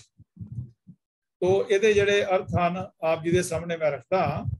ਕਬੀਰ ਸਾਹਿਬ ਕਹਿੰਦੇ ਨੇ, ਹੇ ਕਬੀਰ, ਜਾਇਦਾਦਾਂ ਦੀਆਂ ਮੱਲਾਂ ਮੱਲਣ ਨਾਲੋਂ ਮੰਗਤਾ ਬਣ ਕੇ ਘਰ ਘਰ ਤੋਂ ਮੰਗੀ ਹੋਈ ਰੋਟੀ ਖਾ ਲੈਣੀ ਚੰਗੀ ਹੈ, ਜਿਸ ਵਿੱਚ ਘਰ ਘਰ ਤੋਂ ਮੰਗਣ ਕਰਕੇ ਕਈ ਕਿਸਮਾਂ ਦਾ ਅੰਨ ਹੁੰਦਾ ਹੈ। ਤੋ ਇੱਥੇ ਮਧੂਕਰੀ ਦੇ ਜਿਹੜੇ ਸ਼ਬਦ ਵਿੱਚ ਅਰਥ ਹਨ, ਉਹਦਾ ਮਤਲਬ ਹੈ ਭਿਕਸ਼ਾ, ਜਿਹੜੀ ਕਿ ਜਿਹੜੇ ਯੋਗੀ ਲੋਕ ਹਨ ਜਾਂ ਜਿਹੜੇ ਸਾਧ ਹਨ ਉਹ ਥਾਂ ਥਾਂ ਦੇ ਉੱਪਰ ਜਾ ਕਰਕੇ ਲੋਕਾਂ ਦੇ ਘਰਾਂ ਵਿੱਚ ਉਹ ਮੰਗ ਕੇ ਖਾਂਦੇ ਹਨ। ਕਿਸੇ ਘਰੋਂ ਉਹਨਾਂ ਨੂੰ ਚੌਲ ਮਿਲ ਜਾਂਦੇ ਨੇ, ਕਿਸੇ ਘਰੋਂ ਰੋਟੀ ਮਿਲ ਜਾਂਦੀ ਹੈ, ਕਿਸੇ ਘਰੋਂ ਹੋਰ ਕੋਈ ਚੀਜ਼ ਬਣੀ ਹੋਈ ਉਹਨਾਂ ਨੂੰ ਮਿਲ ਜਾਂਦੀ ਹੈ। ਤਾਂ ਉਹ ਸਾਰਿਆਂ ਨੂੰ ਇਕੱਠਿਆਂ ਕਰਕੇ ਆਪਣੇ ਸਥਾਨ ਤੇ ਜਾ ਕੇ ਉਹਨੂੰ ਖਾਂਦੇ ਹਨ ਤੇ ਉਸ ਨੂੰ ਮਧੂਕੜੀ ਕਹਿੰਦੇ ਹਨ। ਤਾਂ ਆਸ ਹੈ ਕਿ ਜਿਨ੍ਹਾਂ ਨੇ ਸਵਾਲ ਪੁੱਛਿਆ ਹੈ ਉਹਨਾਂ ਨੂੰ ਇਸ ਦਾ ਮਾਕੂਲ ਜਵਾਬ ਮਿਲ ਗਿਆ ਹੋਏਗਾ। ਵਾਹਿਗੁਰੂ ਜੀ ਕਾ ਖਾਲਸਾ, ਵਾਹਿਗੁਰੂ ਜੀ ਕੀ ਫਤਿਹ। ਤੋਂ ਵੀਰ ਜੀ ਨੇ ਮਧੂਕੜੀ ਜੋ ਲਫ਼ਜ਼ ਆਉਂਦਾ, ਸ਼ਬਦ ਆਉਂਦਾ, ਉਹਦੇ ਸਾਨੂੰ ਅਰਥ ਦੱਸੇ ਨੇ ਕਿ ਮਧੂਕੜੀ ਤੋਂ ਕੀ ਭਾਵ ਹੈ। ਅਸਲ 'ਚ ਕਈ ਵਾਰੀ ਜਿਹੜਾ ਸਵਾਲ ਕਰਤਾ ਉਹ ਇਹ ਵੀ ਕਹਿ ਰਿਹਾ ਸੀ ਬਈ ਮਧੂਕੜੀ ਜਿਹੜਾ ਇਹ ਮਧੂਕੜੀ, ਉਹ ਮੈਂ ਸਿਰਫ ਸਵਾਲ ਕਰਤਾ ਦਾ ਤੁਹਾਨੂੰ ਭਾਵ ਦੱਸ ਰਿਹਾ ਕਿਉਂਕਿ ਉਹਦੇ ਨਾਲ ਗੱਲ ਵੀ ਹੋਈ ਸੀ। ਕਹਿੰਦੇ ਮਧੂਕੜੀ ਭਾਵ ਕਰਦਾ ਜਿਹੜੀ ਸ਼ਹਿਦ ਦੀ ਮੱਖੀ ਹੈ ਤੇ ਉਹਦੇ ਤੋਂ। तो वो गल मतलब क्लीयर नहीं सी हो रही, तो इसलिए बेनती की भी तजिंदर सिंह जी ਨੂੰ ਵੀ ਉਹ ਦੱਸਣਗੇ। तो उम्मीद है भी जिन्हों का सवाल है उन्होंने भी ਇਹਦਾ उत्तर मिल गया है कि मधुकड़ी तो भाव की है कि एक ऐसा जीवन जो प्रभु की याद में आप बताना है। दुनियावी आराम प्रस्ती जी है वो उन्नी इंपॉर्टेंट नहीं है, उसकी कोई इंपॉर्टेंस नहीं है। असल इंपॉर्टेंस तो यह है कि असी वाहिगुरू जी के नाल मन करके सुरत करके साड़ी सुरत शब्द में जुड़ी रहे। धन्यवाद जी तजिंदर सिंह जी, आप जी का बहुत बहुत धन्यवाद।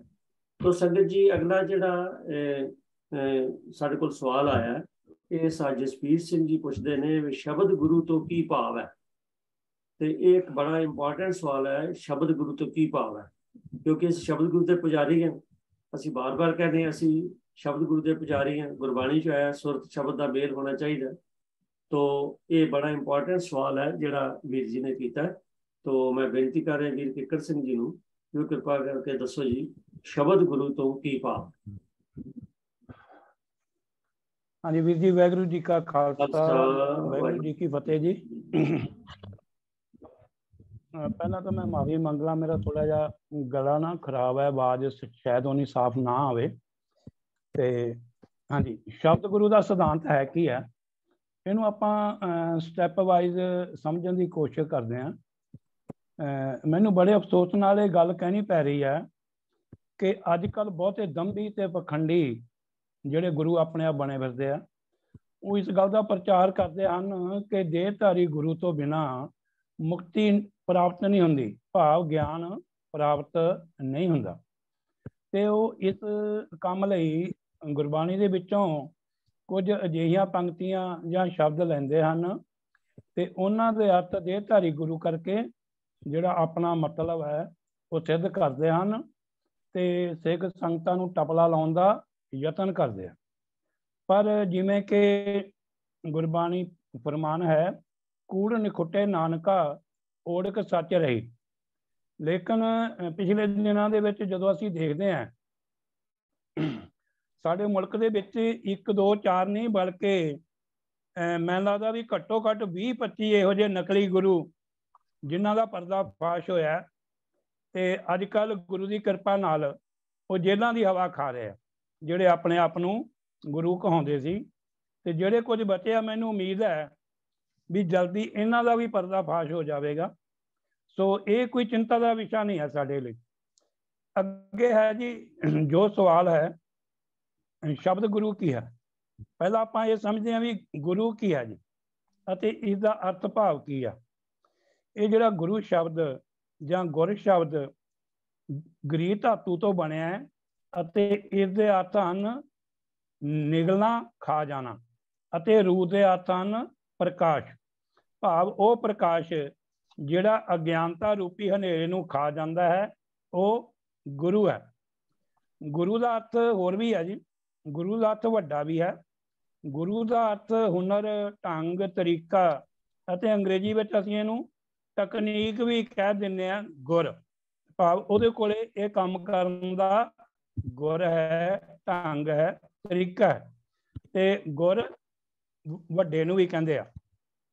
इस तरह ही पर जिहड़े गुर जां गुर असीं गल कर रहे हैं वो सिख नूं मुक्ति का ढंग दस्सण वाला, बाकी गुरां दी गल नहीं कर रहे, ढंग तरीकिਆਂ दी या वड्डे दी गल नहीं कर रहे। भी 3-4 आपां जो अर्थ कीते है उन्हां विचों ਅਸੀਂ ਉਹ ਗੁਰੂ ਦੀ ਗੱਲ ਕਰ ਰਹੇ ਹਾਂ ਜਿਹੜਾ ਸਿੱਖ ਨੂੰ ਮੁਕਤੀ ਦਾ ਢੰਗ ਦੱਸਣ ਵਾਲਾ ਹੈ। ਸ਼ਬਦ ਤੋਂ ਕੀ ਭਾਵ ਹੈ? ਸ਼ਬਦ ਦੇ ਕਈ ਅਰਥ ਹਨ। ਧੁਨੀ, ਆਵਾਜ਼, ਸੁਰ, ਪਦ, ਲਫ਼ਜ਼, ਮੂੰਹ ਵਿੱਚੋਂ ਨਿਕਲੀ ਬਾਣੀ, ਗਿਆਨ, ਗੁਰ ਉਪਦੇਸ਼ ਅਤੇ ਬ੍ਰਹਮ ਕਰਤਾਰ ਆਦਿ। ਅੱਗੇ ਹੈ ਜੀ ਜਦੋਂ ਅਸੀਂ ਦੋਨਾਂ ਸ਼ਬਦਾਂ ਨੂੰ ਇਕੱਠਾ ਕਰ ਦਿੰਦੇ ਹਾਂ ਗੁਰ ਸ਼ਬਦ, ਫਿਰ ਇਹਦਾ ਭਾਵ ਕੀ ਹੋ ਜਾਂਦਾ ਜੀ? ਗੁਰੂ ਦਾ ਸ਼ਬਦ, ਗੁਰੂ ਦੇ ਮੂੰਹ ਵਿੱਚੋਂ ਨਿਕਲਿਆ ਉਪਦੇਸ਼, ਗੁਰੂ ਦਾ ਗਿਆਨ। ਜਦੋਂ ਵੀ ਤੁਸੀਂ ਗੁਰਬਾਣੀ ਦੇਖਦੇ ਹੋ ਗੁਰ ਉਪਦੇਸ਼, ਗੁਰ ਸ਼ਬਦ, ਗੁਰ ਪ੍ਰਸਾਦ, ਤਾਂ ਫਿਰ ਉਹਦੇ ਨਾਲ ਰਾਰੇ ਨੂੰ ਇੱਕ ਗੁਰਬਾਣੀ ਵਿਆਕਰਨ ਦਾ ਨਿਯਮ ਹੈ ਵੀ ਉਹਦਾ ਮਗਰਲਾ ਅੱਖਰ ਮੁਕਤਾ ਹੋਣਾ ਚਾਹੀਦਾ। ਜਿਵੇਂ ਹੁਣ ਗੁਰ ਸ਼ਬਦ ਤਾਂ ਰਾਰੇ ਦਾ ਜਿਹੜਾ ਉਹ ਮੁਕਤਾ ਹੋਣਾ ਚਾਹੀਦਾ, ਉਹਨੂੰ ਔਂਕੜ ਨਹੀਂ ਹੋਣਾ ਚਾਹੀਦਾ, ਫਿਰ ਉਹ ਗੁਰੂ ਦਾ ਸ਼ਬਦ ਬਣ ਜਾਂਦਾ। ਇਹ ਵੀ ਜ਼ਰੂਰੀ ਹੈ। ਗੁਰ ਸੰਗਤ, ਗੁਰੂ ਦੀ ਸੰਗਤ ਤੇ ਉਹ ਰਾਰਾ ਮੁਕਤਾ ਹੋਣਾ ਜ਼ਰੂਰੀ ਹੈ। ਜੇ ਰਾਰੇ ਨੂੰ ਔਂਕੜ ਹੈ ਤੇ ਫਿਰ ਉਹ ਗੁਰੂ ਦੀ ਸੰਗਤ ਨਹੀਂ ਬਣੇਗਾ। ਇਹ ਸ਼ਬਦ ਗੁਰ ਸ਼ਬਦ ਨੂੰ ਸਮਝਣ ਵਾਸਤੇ ਜ਼ਰੂਰੀ ਹੈ। ਭਾਵ ਗੁਰੂ ਦਾ ਸ਼ਬਦ, ਗੁਰੂ ਦੇ ਮੂੰਹ ਵਿੱਚੋਂ ਨਿਕਲਿਆ ਉਪਦੇਸ਼ ਜਾਂ ਗੁਰੂ ਦਾ ਗਿਆਨ, ਇਹ ਗੁਰ ਸ਼ਬਦ ਹੈ। ਫਿਰ ਅਸੀਂ ਇਹਨੂੰ ਉਲਟਾ ਕਰ ਦਿੰਦੇ ਹਾਂ ਜੀ, ਸ਼ਬਦ ਗੁਰੂ। ਪਹਿਲਾਂ ਗੁਰ ਸ਼ਬਦ ਸੀਗਾ, ਹੁਣ ਇਹਨੂੰ ਅਸੀਂ ਉਲਟਾ ਕਰਕੇ ਸ਼ਬਦ ਗੁਰੂ ਕੀ ਹੈ? ਉਹ ਸ਼ਬਦ ਜਿਹੜਾ ਗੁਰੂ ਵਾਲਾ ਕੰਮ ਕਰੇ, ਭਾਵ ਗੁਰੂ ਦੀ ਥਾਂ ਜਿਹੜਾ ਸ਼ਬਦ ਕੰਮ ਕਰ ਰਿਹਾ ਹੈ ਤੇ ਅਗਿਆਨਤਾ ਰੂਪੀ ਹਨੇਰੇ ਨੂੰ ਜਿਹੜਾ ਸ਼ਬਦ ਖਾ ਰਿਹਾ ਹੈ ਤੇ ਸਾਨੂੰ ਗਿਆਨ ਦੇ ਰਿਹਾ ਹੈ, ਉਹ ਸਾਡਾ ਗੁਰੂ ਹੈ। ਅੱਗੇ ਜੀ ਇਤਿਹਾਸਕ ਹਵਾਲਾ ਜਦੋਂ ਅਸੀਂ ਦੇਖਦੇ ਹਾਂ, ਕਈ ਵਾਰੀ ਮਨ 'ਚ ਸ਼ੰਕੇ ਵੀ ਹੁੰਦੇ ਆ ਵੀ ਇਹ ਜੀ ਸਾਰਾ ਕੁਝ ਕਿੱਥੋਂ ਆਇਆ, ਵੀ ਅਸੀਂ ਸ਼ਬਦ ਗੁਰੂ ਨੂੰ ਮੰਨਦੇ ਹਾਂ ਤੇ ਇਹ ਸਾਨੂੰ ਕਿੱਥੋਂ ਆਇਆ ਇਤਿਹਾਸਕ ਹਵਾਲਾ। ਜਦੋਂ ਗੁਰੂ ਨਾਨਕ ਸਾਹਿਬ ਜੀ ਜੋਗੀਆਂ ਨਾਲ ਅਟਲ ਬਟਾਲੇ ਗੱਲਬਾਤ ਹੁੰਦੀ ਹੈ, ਜਿਸ ਨੂੰ ਸਿੱਧ ਗੋਸ਼ਟ ਦੇ ਨਾਂ ਨਾਲ ਜਾਣਿਆ ਜਾਂਦਾ ਹੈ, ਅਤੇ ਰਾਮਕਲੀ ਮਹੱਲਾ ਪਹਿਲਾ ਗੁਰੂ ਗ੍ਰੰਥ ਸਾਹਿਬ ਜੀ ਦੇ ਵਿੱਚ ਅੰਗ 942 ਤੇ ਦਰਜ ਹੈ। ਤੇ ਜੋਗੀ ਸਵਾਲ ਕਰਦੇ ਹਨ ਗੁਰੂ ਸਾਹਿਬ ਨੂੰ, ਕਵਨ ਮੂਲ ਕਵਨ ਮਤ ਵੇਲਾ, ਤੇਰਾ ਕਵਨ ਗੁਰੂ ਜਿਸ ਕਾ ਤੂੰ ਚੇਲਾ। ਸੋ ਇਹਦੇ ਅਰਥ ਭਾਵ ਤਾਂ ਸਪਸ਼ਟ ਹੀ ਹੈ ਕਿ ਉਹ ਗੁਰੂ ਸਾਹਿਬ ਨੂੰ ਪੁੱਛਦੇ ਹਨ ਤੁਹਾਡਾ ਗੁਰੂ ਕੌਣ ਹੈ। ਤੇ ਗੁਰੂ ਨਾਨਕ ਸਾਹਿਬ ਜੀ ਉੱਤਰ ਦਿੰਦੇ ਹਨ ਜੋਗੀਆਂ ਨੂੰ, ਉਹ ਵੀ ਬੜਾ ਆਪਣੇ ਆਪ ਵਿੱਚ ਸਪਸ਼ਟ ਹੈ ਅਤੇ ਲਾਜਵਾਬ ਹੈ। ਭਾਵ ਗੁਰੂ ਸਾਹਿਬ ਇੰਨਾ ਵਧੀਆ ਅਤੇ ਉੱਤਰ ਦਿੰਦੇ ਆ ਜਿਹਦਾ ਅੱਗੋਂ ਕੋਈ ਜਵਾਬ ਹੁੰਦਾ ਹੀ ਨਹੀਂਗਾ। ਜੋ ਗੁਰੂ ਸਾਹਿਬ ਨੇ ਜਵਾਬ ਦਿੱਤਾ, ਪਵਨ ਆਰੰਭ ਸਤਿਗੁਰ ਮਤ ਵੇਲਾ, ਸ਼ਬਦ ਗੁਰੂ ਸੁਰਤ ਧੁਨ ਚੇਲਾ।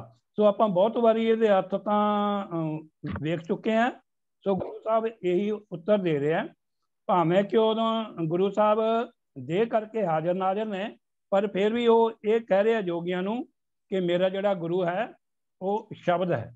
ਸੋ ਮੈਂ ਸਮਝਦਾ ਵੀ ਜਦੋਂ ਅਸੀਂ ਆਖਰੀ ਜਿਹੜਾ ਇਹ ਸ਼ਬਦ ਹੈ ਇੰਨਾ ਮਤਲਬ ਕਿ ਕਲੀਅਰ ਸਪਸ਼ਟ ਇਹਦਾ ਉੱਤਰ ਹੈ, ਫਿਰ ਸਾਨੂੰ ਹੋਰ ਕੋਈ ਉਦਾਹਰਨਾਂ ਦੇਣ ਦੀ ਲੋੜ ਨਹੀਂ ਰਹਿ ਜਾਂਦੀ ਹੈ। ਉਂਝ ਗੁਰਬਾਣੀ ਦੇ ਵਿੱਚ ਹੋਰ ਵੀ ਕਈ ਸ਼ਬਦ ਹੈ, ਸ਼ਬਦ ਗੁਰ ਪੀਰਾ ਗਹਿਰ ਗੰਭੀਰਾ, ਬਿਨ ਸ਼ਬਦ ਹੈ ਜਗ ਬੌਰਾਨੰ। ਭਾਵ ਸ਼ਬਦ ਤੋਂ ਬਿਨਾਂ ਜਗ ਇਉਂ ਹੈ ਜਿਵੇਂ ਉਹ ਬੌਰਾ ਹੋਇਆ ਹੋਵੇ। ਤੇ ਇਸ ਤਰ੍ਹਾਂ ਅਸੀਂ ਜੋ ਸਾਡੇ ਸਾਹਮਣੇ ਹੈ, ਸਿੱਖ ਧਰਮ ਵਿੱਚ ਬਾਣੀ ਗੁਰੂ ਦੇ ਸਿਧਾਂਤ ਨੂੰ ਬਹੁਤ ਜ਼ੋਰ ਸ਼ੋਰ ਨਾਲ ਪ੍ਰਚਾਰਿਆ ਗਿਆ ਅਤੇ ਇਹ ਗੱਲ ਵੀ ਸਮਝਾਈ ਹੈ ਕਿ ਗੁਰੂ ਦਾ ਸਰੀਰ ਗੁਰੂ ਨਹੀਂ ਹੁੰਦਾ, ਸਗੋਂ ਉਹਦੀ ਬਾਣੀ, ਉਹਦੇ ਮੂੰਹ ਵਿੱਚੋਂ ਨਿਕਲਿਆ ਸ਼ਬਦ ਹੀ ਗੁਰੂ ਹੁੰਦਾ ਹੈ। ਜਿਵੇਂ ਕਿ ਸਤਿਗੁਰੂ ਦਾ ਫਰਮਾਨ ਹੈ, ਬਾਣੀ ਗੁਰੂ, ਗੁਰੂ ਹੈ ਬਾਣੀ, ਵਿੱਚ ਬਾਣੀ ਅੰਮ੍ਰਿਤ ਸਾਰੇ, ਗੁਰ ਬਾਣੀ ਕਹੈ। ਇੱਥੇ ਗੁਰ ਦੇ ਰਾਰੇ ਨੂੰ ਔਂਕੜ ਹੈ, ਇੱਥੇ ਗੁਰੂ ਦੀ ਬਾਣੀ ਨਹੀਂ ਹੈ। ਗੁਰੂ ਕਰਤਾ ਕਾਰਕ ਹੈ, ਗੁਰ ਬਾਣੀ ਕਹੈ, ਗੁਰੂ ਬਾਣੀ ਕਹਿੰਦਾ ਹੈ।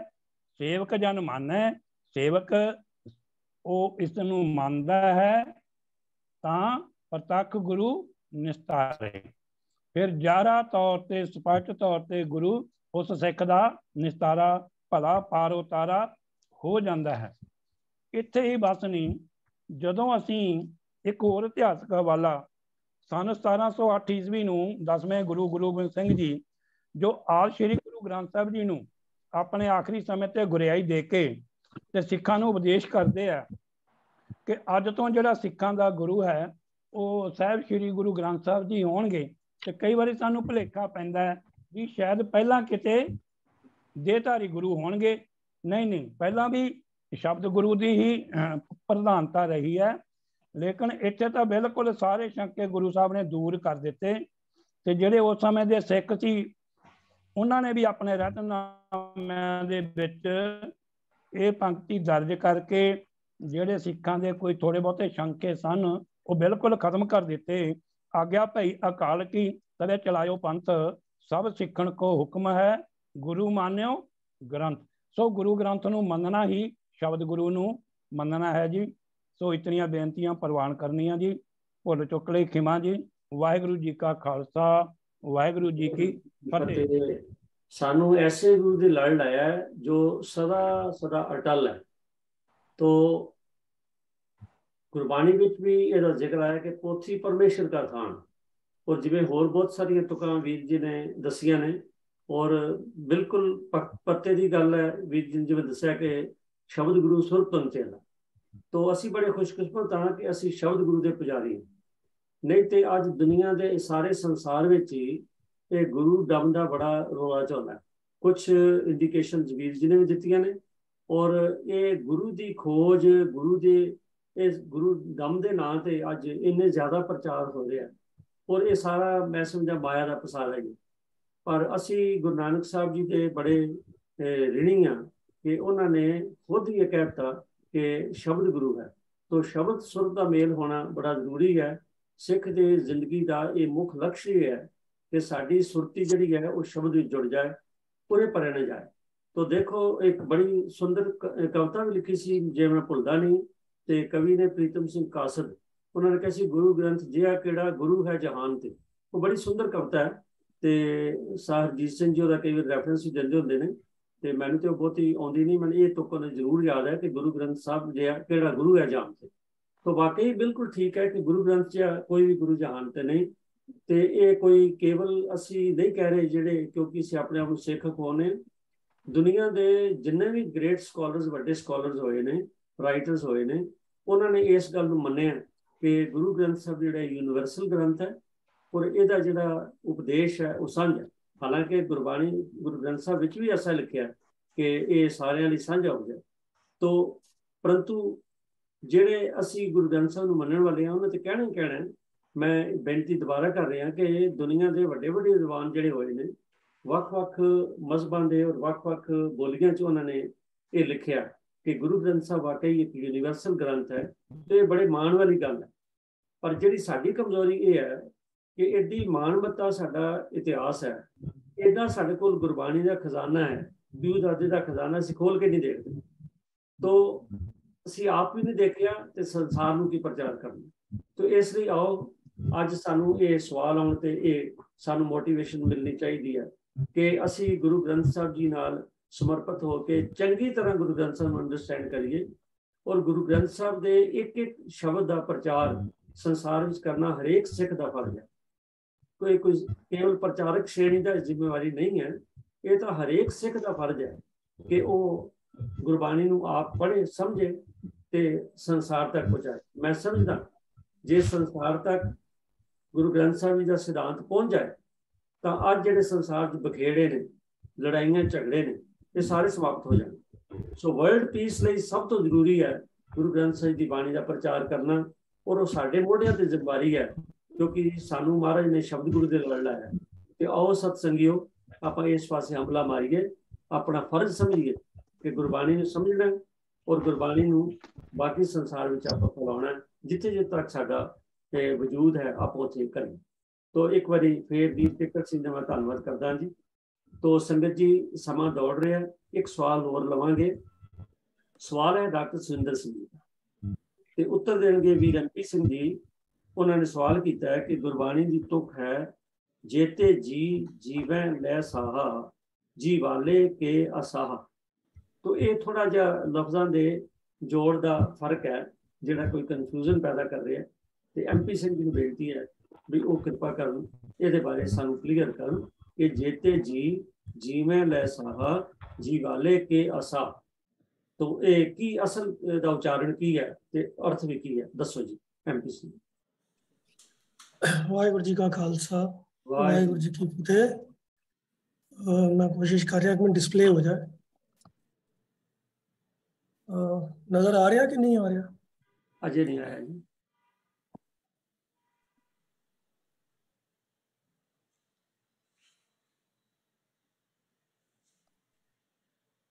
हाँ जी आ गया।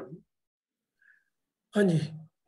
तो ये जड़ा सवाल जिस पंक्ति के बारे है, ये गुरु ग्रंथ साहब जी के पन्ना 144 के उपर जड़ा श्लोक है माझगी वार का, ਉਹਦੇ ਵਿੱਚੋਂ ਇਹ ਪੰਕਤੀਆਂ ਆਈਆਂ ਹਨ। ਉਹ ਸ਼ਲੋਕ ਜਿੰਦਾ ਆਰੰਭ ਹੁੰਦਾ ਹੈ, ਸ਼ੀਹਾਂ ਬਾਜਾਂ ਚਰਗਾਂ ਕੁਈਆਂ ਇਹਨਾਂ ਖਵਾਲੇ ਕਹਾ, ਘਾਹ ਖਾਨ ਤੇ ਨਾ ਮਾਸ ਖਵਾਲੇ ਇਹ ਚਲਾਏ ਰਾਹ। ਨਦੀਆਂ ਵਿੱਚ ਟਿੱਬੇ ਦੇ ਖਾਲੇ ਥਲੀ ਕਰੇ ਅਸਗਾ। ਕੀੜਾ ਥਾਪ ਦੇ ਪਾਤਸ਼ਾਹੀ ਲਸ਼ਕਰ ਕਰੇ ਸਵਾਹ। ਜਿੱਤੇ ਜੀ ਜੀਵੇਂ ਲੈ ਸਾਹਾ ਜੀਵਾਲੇ ਤਾਂ ਕਿਆ ਸਾਹ। ਨਾਨਕ ਜਿਉਂ ਜਿਉਂ ਸੱਚੇ ਭਾਵੈ ਤਿਉਂ ਤਿਉਂ ਦੇ ਗਿਰਾ। तो जिवें वीर जी ने सवाल भी मैंशन किया है कि मेन जोड़ा कन्फ्यूजन है इस श्लोक के अंदर वो इस पंक्ति के बारे ही है कि जिते जी जीवें लै साहा। अगला जरा इहदा दूजा हिस्सा है जीवाले तां के असाह पढ़ना है या के साह पढ़ना है। तो पहली बेनती तो ये बारे में कर दिया कि भाई हस्तलिखत बीड़ा दे विच इहदा पाठ है जीवाले तां क्या साह। ऐड़े नूं भी करना है ते साह दे हाहे नूं औंकड़ भी लगी हुई है। तो ये पाठ भेद है छापे दी बीड़ा दा ते हस्तलिखत बीड़ा दा। ईवन जिहड़ी एक पुरातन कोई पत्थर दे छापे वाली भी बीड़ सी ਉਹਦੇ ਵਿੱਚ भी के साह जिहड़ा है वो अलग अलग पाठ लिखिया होया है। ते इस तरीके दा ही पाठ है जिहड़ा जीवाले तां के साह। ते ਹੁਣ श्लोक का जो कंटैक्सट चलता आ रहा है जो शब्द जो भाव है वो बेसिकली गुरु साहब यही मैसेज दे रहे हैं कि परमात्मा की शक्ति इतनी अपार है कि जो कुछ इंसान की बुद्धि समझती है उस तो भी वखरा उस तो भी उलट काम परमात्मा कर सकता है। आम मनुख की जो समझ बूझ है ਉਹਨੂੰ यही समझ आता है कि भाई शेर मांसाहारी जीव है, बाज जिहड़ा है ये मांसाहारी पंछी है, ते चरगा ते कुइयां ये भी शिकारी पंछी होंदे हन और ये भी मांस खांदे हन। छोटे मोटे पंछियां नूं या होर धरती ते चलन वाले छोटे मोटे कीड़े मकोड़े या दूजे जीवां नूं मार के ये पंछी खांदे हन। पर गुरु साहब इत्थे गल कर रहे हैं कि प्रभु परमात्मा दी ये बेअंत शक्ति भी है और उहदा ये अपनी रजा है कि वो चाहे तो इन्हां मांसाहारियां नूं भी घाह खवान दे पासे ला सकता है। ते दूजी पंक्ति च दूजा पासा भी प्रगट करता है भी घाह खान ते ना मांस खवाले ये चलाए राह। कि जिहड़े नॉर्मल तौर पर घाह खांदे हन वो भी मांस खाण वाले राह ते पै सकते हैं। वो भी मांस खाना शुरू कर सकते हैं या खा सकते हैं। इस तो इलावा इसे ही प्रसंग दे विच अगलियां पंक्तियां गल स्पष्ट कर दियां कि नदियां विच टिब्बे दे खाले थली करे असगा। कि जे परमात्मा चाहे तो दरियावां दे विच भी वो टिब्बे दिखा सकता है। भाव दरिया आम तौर पर उत्थों दी लंघदे हन जिथे जमीन नीवी हुंदी है। उच्ची थां तो जिहड़े पहाड़ियां तो या टिब्बियां तो होवे पानी लंघ के उत्थों इकट्ठा नहीं हुंदा हैगा बल्कि थल्ले नीवी थां ते चला जाता है और उधर नूं वगदा है। पर जे परमात्मा चाहे तो नदियां दे अंदर भी टिब्बे जिहड़े हन वो दिखा सकता है, उन्हां दी होंद बना सकता है। थली करे असगा कि जिहड़े रेतले थां ने जिवें रेगिस्तान है उत्थे भी वो भाव डूंगे पानी असगा का मतलब हुंदा डूंगा पानी जिवें समुंदर नूं भी असगा कहा जाता है या बहुत वड्डी झील या बहुत वड्डा तालाब होवे उन्होंने भी असगा कह सकते हैं। तो वो रेगिस्तान वाले इलाके दे विच भी डूंगे तालाब या डूंगी झीलां पैदा कर सकता है। इस तरह ही उहदी ये रजा होवे तो कीड़ा थाप दे पातशाही लश्कर करे सुआह। कि एक कीड़े वर्गे निताने निमाणे किसी जीव नूं भी बादशाही ताकत दे सकता है ते बादशाहां दे जिहड़े फौजां दे लश्कर ने उन्हां नूं सुआह या नाश कर सकता है।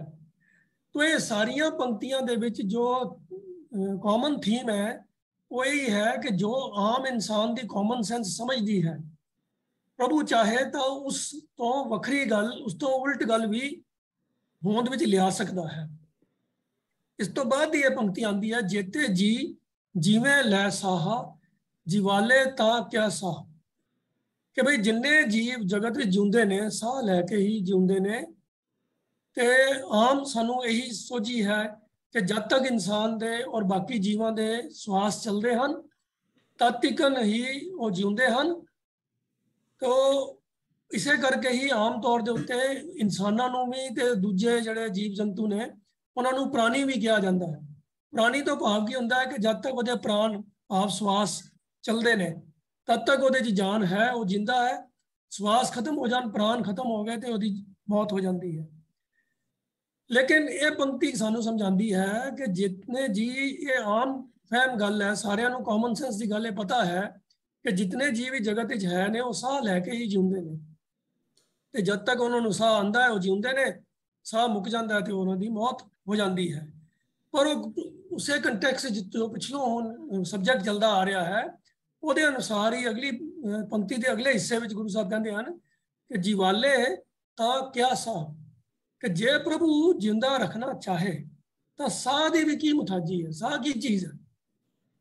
ਪ੍ਰਭੂ ਦੇ ਵਾਸਤੇ ਸਾਹ ਦੇ ਕੇ ਜਿਉਂਦਾ ਰੱਖਣਾ ਕੋਈ ਜ਼ਰੂਰੀ ਗੱਲ ਨਹੀਂ ਹੈ। ਔਰ ਅੱਜ ਤਾਂ ਕਮਾਲ ਦੀ ਇਹ ਗੱਲ ਹੈ ਕਿ ਵਿਗਿਆਨ ਨੇ ਵੀ ਹੁਣ ਐਸੇ ਕੁਝ ਖੋਜ ਕਰਕੇ ਤੱਥ ਸਾਡੇ ਸਾਹਮਣੇ ਲਿਆਉਂਦੇ ਹਨ ਕਿ ਐਸੇ ਵੀ ਕੁਝ ਜੀਵ ਜੰਤੂ ਹੈ ਨੇ ਜਿਹੜੇ ਬਿਨਾਂ ਆਕਸੀਜਨ ਦੇ ਵੀ ਜਿਉਂਦੇ ਨੇ। ਵੈਸੇ ਤਾਂ ਗੁਰਬਾਣੀ ਦੇ ਅੰਦਰ ਵੀ ਕੁਝ ਇੱਕ ਪੰਕਤੀਆਂ ਐਸੀਆਂ ਆਉਂਦੀਆਂ ਜਿਨ੍ਹਾਂ ਵਿੱਚ ਇਸ ਤਰ੍ਹਾਂ ਦੇ ਇਸ਼ਾਰੇ ਹਨ, ਜਿਵੇਂ ਭਗਤ ਧੰਨਾ ਜੀ ਦਾ ਇੱਕ ਸ਼ਬਦ ਆਉਂਦਾ ਹੈ ਜਿਹਦੇ ਵਿੱਚ ਗੱਲ ਕੀਤੀ ਜਾਂਦੀ ਹੈ ਕਿ ਪਾਖਨ ਕੀਟ ਗੁਪਤ ਹੋਏ ਰਹਤਾ ਤਾਂ ਚੋ ਮਾਰਗ ਨਹੀਂ। ਤੋ ਉਹਦੇ ਵਿੱਚ ਵੀ ਇਸ਼ਾਰਾ ਹੈ ਕਿ ਵੀ ਪੱਥਰ ਦੇ ਅੰਦਰ ਵੀ ਕੀੜਾ ਐਸਾ ਇੱਕ ਹੁੰਦਾ ਹੈ ਜਿਹੜਾ ਪੱਥਰ ਦੇ ਅੰਦਰ ਰਹਿੰਦਾ ਹੈ, ਔਰ ਪੱਥਰ ਦੇ ਅੰਦਰੋਂ ਉਹਨੂੰ ਸਾਹ ਲੈਣ ਦਾ, ਬਾਹਰ ਅੰਦਰ ਨਿਕਲਣ ਦਾ ਕੋਈ ਰਾਹ ਨਹੀਂ ਹੁੰਦਾ ਹੈਗਾ, ਪਰ ਫਿਰ ਵੀ ਉਹਦਾ ਜੀਵਨ ਚੱਲਦਾ ਰਹਿੰਦਾ ਹੈ। ਸਾਡੇ ਆਪਣੇ ਜੀਵਨ ਦੇ ਵਿੱਚ ਮੇਰੇ ਪਰਸਨਲ ਇੱਕ ਐਕਸਪੀਰੀਅੰਸ ਹੈ ਕਿ ਅਸੀਂ ਬਚਪਨ ਦੇ ਵਿੱਚ ਇੱਕ ਕਿਸੇ ਨੇ ਸਾਨੂੰ ਦਿਖਾਇਆ ਸੀਗਾ ਕਿ ਇੱਕ ਅੰਬ ਐਸਾ ਆਉਂਦਾ ਹੈ ਜਿਹਨੂੰ ਮੱਖੀ ਅੰਬ ਕਿਹਾ ਜਾਂਦਾ, ਤੇ ਉਹ ਅੰਬ ਨੂੰ ਕੱਟੋ ਤੇ ਉਹਦੇ ਅੰਦਰੋਂ ਜਿਉਂਦੀ ਮੱਖੀ ਉੱਡ ਕੇ ਬਾਹਰ ਨਿਕਲ ਆਉਂਦੀ ਹੈ। ਹਾਲਾਂਕਿ ਇਹ ਜ਼ਰੂਰੀ ਨਹੀਂ ਹੈ ਕਿ ਜਿਹੜਾ ਉਹ ਕੀੜਾ ਜਾਂ ਜੋ ਵੀ ਇਨਸੈਕਟ ਨਿਕਲਦਾ ਹੈ ਉਹ ਜਿਹੜੀ ਹਾਊਸ ਫਲਾਈ ਹੈ ਉਹ ਮੱਖੀ ਹੋਵੇ, ਪਰ ਉਹ ਕਿਉਂਕਿ ਕਾਲੇ ਰੰਗ ਦਾ ਔਰ ਛੋਟੇ ਜਿਹੇ ਮੱਖੀ ਦੇ ਸਾਈਜ਼ ਦਾ ਹੀ ਹੁੰਦਾ ਹੈ ਤੇ ਉਹਨੂੰ ਇਸ ਕਰਕੇ ਲੋਕ ਮੱਖੀ ਅਜ਼ਿਊਮ ਕਰ ਲੈਂਦੇ ਹਨ। ਪਰ ਅੰਬ ਐਸਾ ਹੁੰਦਾ ਹੈ ਜਿਹੜੇ ਇੱਕ ਪਾਰਟਿਕੂਲਰ ਸਪੈਸ਼ੀਜ਼ ਅੰਬਾਂ ਦੀ ਹੈ ਕਿ ਉਹਨੂੰ ਕੱਟੋ ਤੇ ਉਹਦੇ ਅੰਦਰੋਂ ਇੱਕ ਕਾਲੇ ਰੰਗ ਦਾ ਮੱਖੀ ਦੇ ਸਾਈਜ਼ ਦਾ ਇਨਸੈਕਟ ਜਿਉਂਦਾ ਨਿਕਲ ਕੇ ਉੱਡ ਜਾਂਦਾ ਹੈ ਬਾਹਰ, ਤੇ ਉਸ ਅੰਬ ਦਾ ਨਾਮ ਮੱਖੀ ਅੰਬ ਕਰਕੇ ਪੈ ਜਾਂਦਾ ਹੈ। ਤਾਂ ਹੁਣ ਅੰਬ ਦੇ ਅੰਦਰ ਕੋਈ ਸਾਹ ਲੈਣ ਦੀ ਕੋਈ ਮਾਰਗ ਤਾਂ ਉਹਦਾ ਵੀ ਨਹੀਂ ਹੈ, ਜਿਵੇਂ ਪੱਥਰ ਦੇ ਅੰਦਰ ਕੀੜੇ ਨੂੰ ਸਾਹ ਲੈਣ ਦਾ ਕੋਈ ਰਸਤਾ ਨਹੀਂ ਹੈ, ਤਿਵੇਂ ਹੀ ਉਸ ਅੰਬ ਦੇ ਅੰਦਰ ਵੀ ਨਹੀਂ ਹੈ। ਤੇ ਅੱਜ ਦੀ ਜਿਹੜੀ ਹੋਰ ਲੇਟੈਸਟ ਜੋ ਮੈਂ ਨੈਟ ਤੋਂ ਪੜ੍ਹੀ ਹੈ ਕਿ ਸਾਇੰਟਿਸਟ ਨੇ ਇੱਕ ਮਲਟੀ ਸੈਲੂਲਰ ਐਸਾ ਐਨੀਮਲ ਲੱਭਿਆ ਹੈ ਜਿਹੜਾ ਬਿਨਾਂ ਆਕਸੀਜਨ ਦੇ ਜਿਉਂਦਾ ਰਹਿੰਦਾ ਹੈ, ਔਰ ਉਹ ਰਹਿੰਦਾ ਵੀ ਐਸੀ ਜਗ੍ਹਾ ਤੇ ਹੈ ਜਿਹੜੀ ਦੁਨੀਆ ਦੀ ਸਭ ਤੋਂ ਕਠਿਨ ਜਿਹੜੀ ਜਗ੍ਹਾ ਹੈ ਉਹ ਹੈ ਮੈਡੀਟਰੇਨੀਅਨ ਓਸ਼ਨ ਦੇ ਥੱਲੇ। ਉਹ ਇੱਕ ਇਲਾਕਾ ਹੈ ਜਿਹੜਾ ਬਿਲਕੁਲ ਹੀ ਨਮਕੀਨ ਪਾਣੀ ਦਾ ਜਿਹੜਾ ਕੰਸੈਂਟਰੇਟਿਡ ਉਹਦਾ ਹਿੱਸਾ ਹੈ ਸਮੁੰਦਰ ਦਾ।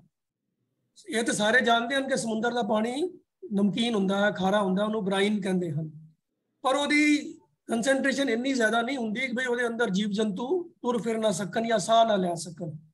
ਪਰ ਮੈਡੀਟਰੇਨੀਅਨ ਓਸ਼ਨ ਦੇ ਥੱਲੇ ਜਿਹੜਾ ਲਾ ਅਟਲਾਂਟ ਕਰਕੇ ਬੇਸਿਨ ਹੈ ਉਹਦੇ ਅੰਦਰ ਉਹ ਬਰਾਈਨ, ਸਾਲਟ ਬਰਾਈਨ ਇੰਨਾ ਡੈਂਸ ਹੈਗਾ, ਇਤਨਾ ਜ਼ਿਆਦਾ ਗਾੜਾ ਹੈਗਾ ਕਿ ਉਹਦੇ ਅੰਦਰ ਆਕਸੀਜਨ ਮਿਕਸ ਹੋ ਹੀ ਨਹੀਂ ਸਕਦੀ। ਤੋ ਉਹ ਫਿਰ ਉਹਦੇ ਉੱਪਰਲਾ ਪੋਰਸ਼ਨ ਜਿਹੜਾ ਹੈ ਉਹਦੇ ਅੰਦਰ ਤਾਂ ਆਕਸੀਜਨ ਹੁੰਦੀ ਹੈ, ਲੇਕਿਨ ਜਿਹੜਾ ਥਲਵਾ ਹਿੱਸਾ ਹੈ ਉਹਦੇ ਅੰਦਰ ਆਕਸੀਜਨ ਜਾਂਦੀ ਹੀ ਨਹੀਂ ਹੈ। ਪਰ ਉਸ ਹਿੱਸੇ ਵਿੱਚੋਂ ਵੀ, ਜਿਸ ਹਿੱਸੇ ਦੇ ਅੰਦਰ ਆਕਸੀਜਨ ਨਹੀਂ ਵੜ ਸਕਦੀ, ਉਹਦੇ ਅੰਦਰ ਵੀ ਸਾਇੰਟਿਸਟ ਨੇ ਮਲਟੀ ਸੈਲੂਲਰ ਐਨੀਮਲ ਲੱਭਿਆ। ਅੱਗੇ ਸਿੰਗਲ ਸੈੱਲ ਵਾਲੇ ਤਾਂ ਉਹਨਾਂ ਨੇ ਪਹਿਲਾਂ ਵੀ ਲੱਭੇ ਹੋਏ ਸਨ, ਪਰ ਹੁਣ ਇਹ ਮਲਟੀ ਸੈਲੂਲਰ ਜਿਹੜਾ ਕਿ ਛੋਟਾ ਜਿਹਾ ਇੱਕ ਸੈੱਲ ਨਹੀਂ ਹੈ ਬਲਕਿ ਇੱਕ ਆਕਾਰ ਵਾਲਾ ਜੀਵ ਜੰਤੂ ਐਸਾ ਹੈ ਜਿਹੜਾ ਉਹਦੇ ਅੰਦਰ ਜਿਉਂਦਾ ਹੈ ਔਰ ਉਹਨੂੰ ਕੋਈ ਆਕਸੀਜਨ ਦੀ ਜ਼ਰੂਰਤ ਨਹੀਂ ਹੈ। ਤੋ ਇਸ ਪੰਕਤੀ ਦਾ ਜਦੋਂ ਅਸੀਂ ਪਾਠ ਕਰਦੇ ਹਾਂ, ਜਿੱਤੇ ਜੀ ਜਿਵੇਂ ਲੈ ਸਾਹਾ, ਭਾਵੇਂ ਕੁਝ ਲੋਕਾਂ ਨੇ, ਕੁਝ ਟੀਕਾਕਾਰਾਂ ਨੇ ਇਹਦਾ ਪਾਠ ਭੇਦ ਉਸ ਤਰ੍ਹਾਂ ਦਿੱਤਾ ਹੈ ਜਿਹੜਾ ਕਿ ਸਕਰੀਨ ਤੇ ਨਜ਼ਰ ਆ ਰਿਹਾ ਹੈ ਕਿ ਜੀਵਾਲੇ ਤਾਂ ਕਿ ਅਸਾ। ਭਾਵ ਅਰਥ ਦੋਨੋਂ ਤਰੀਕੇ ਇੱਕੋ ਹੀ ਨਿਕਲਦਾ ਹੈ। ਜੇ ਅਸੀਂ ਬੋਲੀਏ ਜੀਵਾਲੇ ਤਾਂ ਕਿ ਅਸਾ ਤਾਂ ਉਹਦਾ ਵੀ ਅਰਥ ਉਹੀ ਹੀ ਕਰਦੇ ਹਨ ਕਿ ਜੇ ਪਰਮਾਤਮਾ ਚਾਹੇ ਤੇ ਬਿਨਾਂ ਸਾਹ ਤੋਂ, ਅਸਾਹ ਦਾ ਅਰਥ ਕਰਦੇ ਹਨ ਸਾਹ ਤੋਂ ਬਗੈਰ, ਉਹ ਜੀਵਾਂ ਨੂੰ ਸਾਹ ਤੋਂ ਬਗੈਰ ਵੀ ਰੱਖ ਸਕਦਾ ਹੈ। ਕਿ ਜੇ ਇਹਦਾ ਪਾਠ ਭੇਦ ਉਹ ਕਰੀਏ ਜਿਹੜਾ ਹਸਤਲਿਖਤ ਬੀੜਾਂ ਵਿੱਚ ਹੈ ਤਾਂ ਵੀ ਅਰਥ ਇਹਦੇ ਇਹੀ ਬਣਦੇ ਹਨ ਕਿ ਸਾਹ ਦੀ ਮੁਤਾਜੀ ਨਹੀਂ ਹੈ, ਸਾਹ ਦੀ ਕੋਈ ਇੰਪੋਰਟੈਂਸ ਨਹੀਂ ਹੈ। ਜੇ ਪ੍ਰਭੂ ਜਿਉਂਦਾ ਰੱਖਣ ਤੇ ਆਵੇ ਤਾਂ ਉਹ ਜੀਵਾਂ ਨੂੰ ਬਿਨਾਂ ਸਾਹ ਤੇ ਵੀ ਰੱਖ ਸਕਦਾ ਹੈ। ਤੇ ਜਦੋਂ ਅਸੀਂ ਇਹ ਅਰਥ ਪੜ੍ਹਦੇ ਹਾਂ ਜਾਂ ਸਮਝਦੇ ਹਾਂ ਕਿ ਸਾਡੇ ਦਿਮਾਗ ਵਿੱਚ ਸਿਰਫ ਇਨਸਾਨਾਂ ਦੀ ਜਾਂ ਉਹਨਾਂ ਜੀਵ ਜੰਤੂਆਂ ਦੀ ਗੱਲ ਆਉਂਦੀ ਹੈ ਜਿਨ੍ਹਾਂ ਦੇ ਬਾਰੇ ਅਸੀਂ ਜਾਣਦੇ ਹਾਂ, ਅਸੀਂ ਆਲੇ ਦੁਆਲੇ ਆਪਣੇ ਦੇਖਦੇ ਹਾਂ। ਪਰ ਇਹਦਾ ਅਰਥ ਇਹ ਵੀ ਤਾਂ ਹੋ ਸਕਦਾ ਹੈ ਨਾ ਕਿ ਪਰਮਾਤਮਾ ਦੀ ਕੁਦਰਤ ਦੇ ਅੰਦਰ ਉਸਨੇ ਐਸੇ ਜੀਵ ਵੀ ਪੈਦਾ ਕੀਤੇ ਹਨ ਜਿਹੜੇ ਉਹ ਬਿਨਾਂ ਸਵਾਸ ਤੇ ਵੀ ਜਿਨ੍ਹਾਂ ਨੂੰ ਜਿਉਂਦਾ ਰੱਖਦਾ ਹੈ।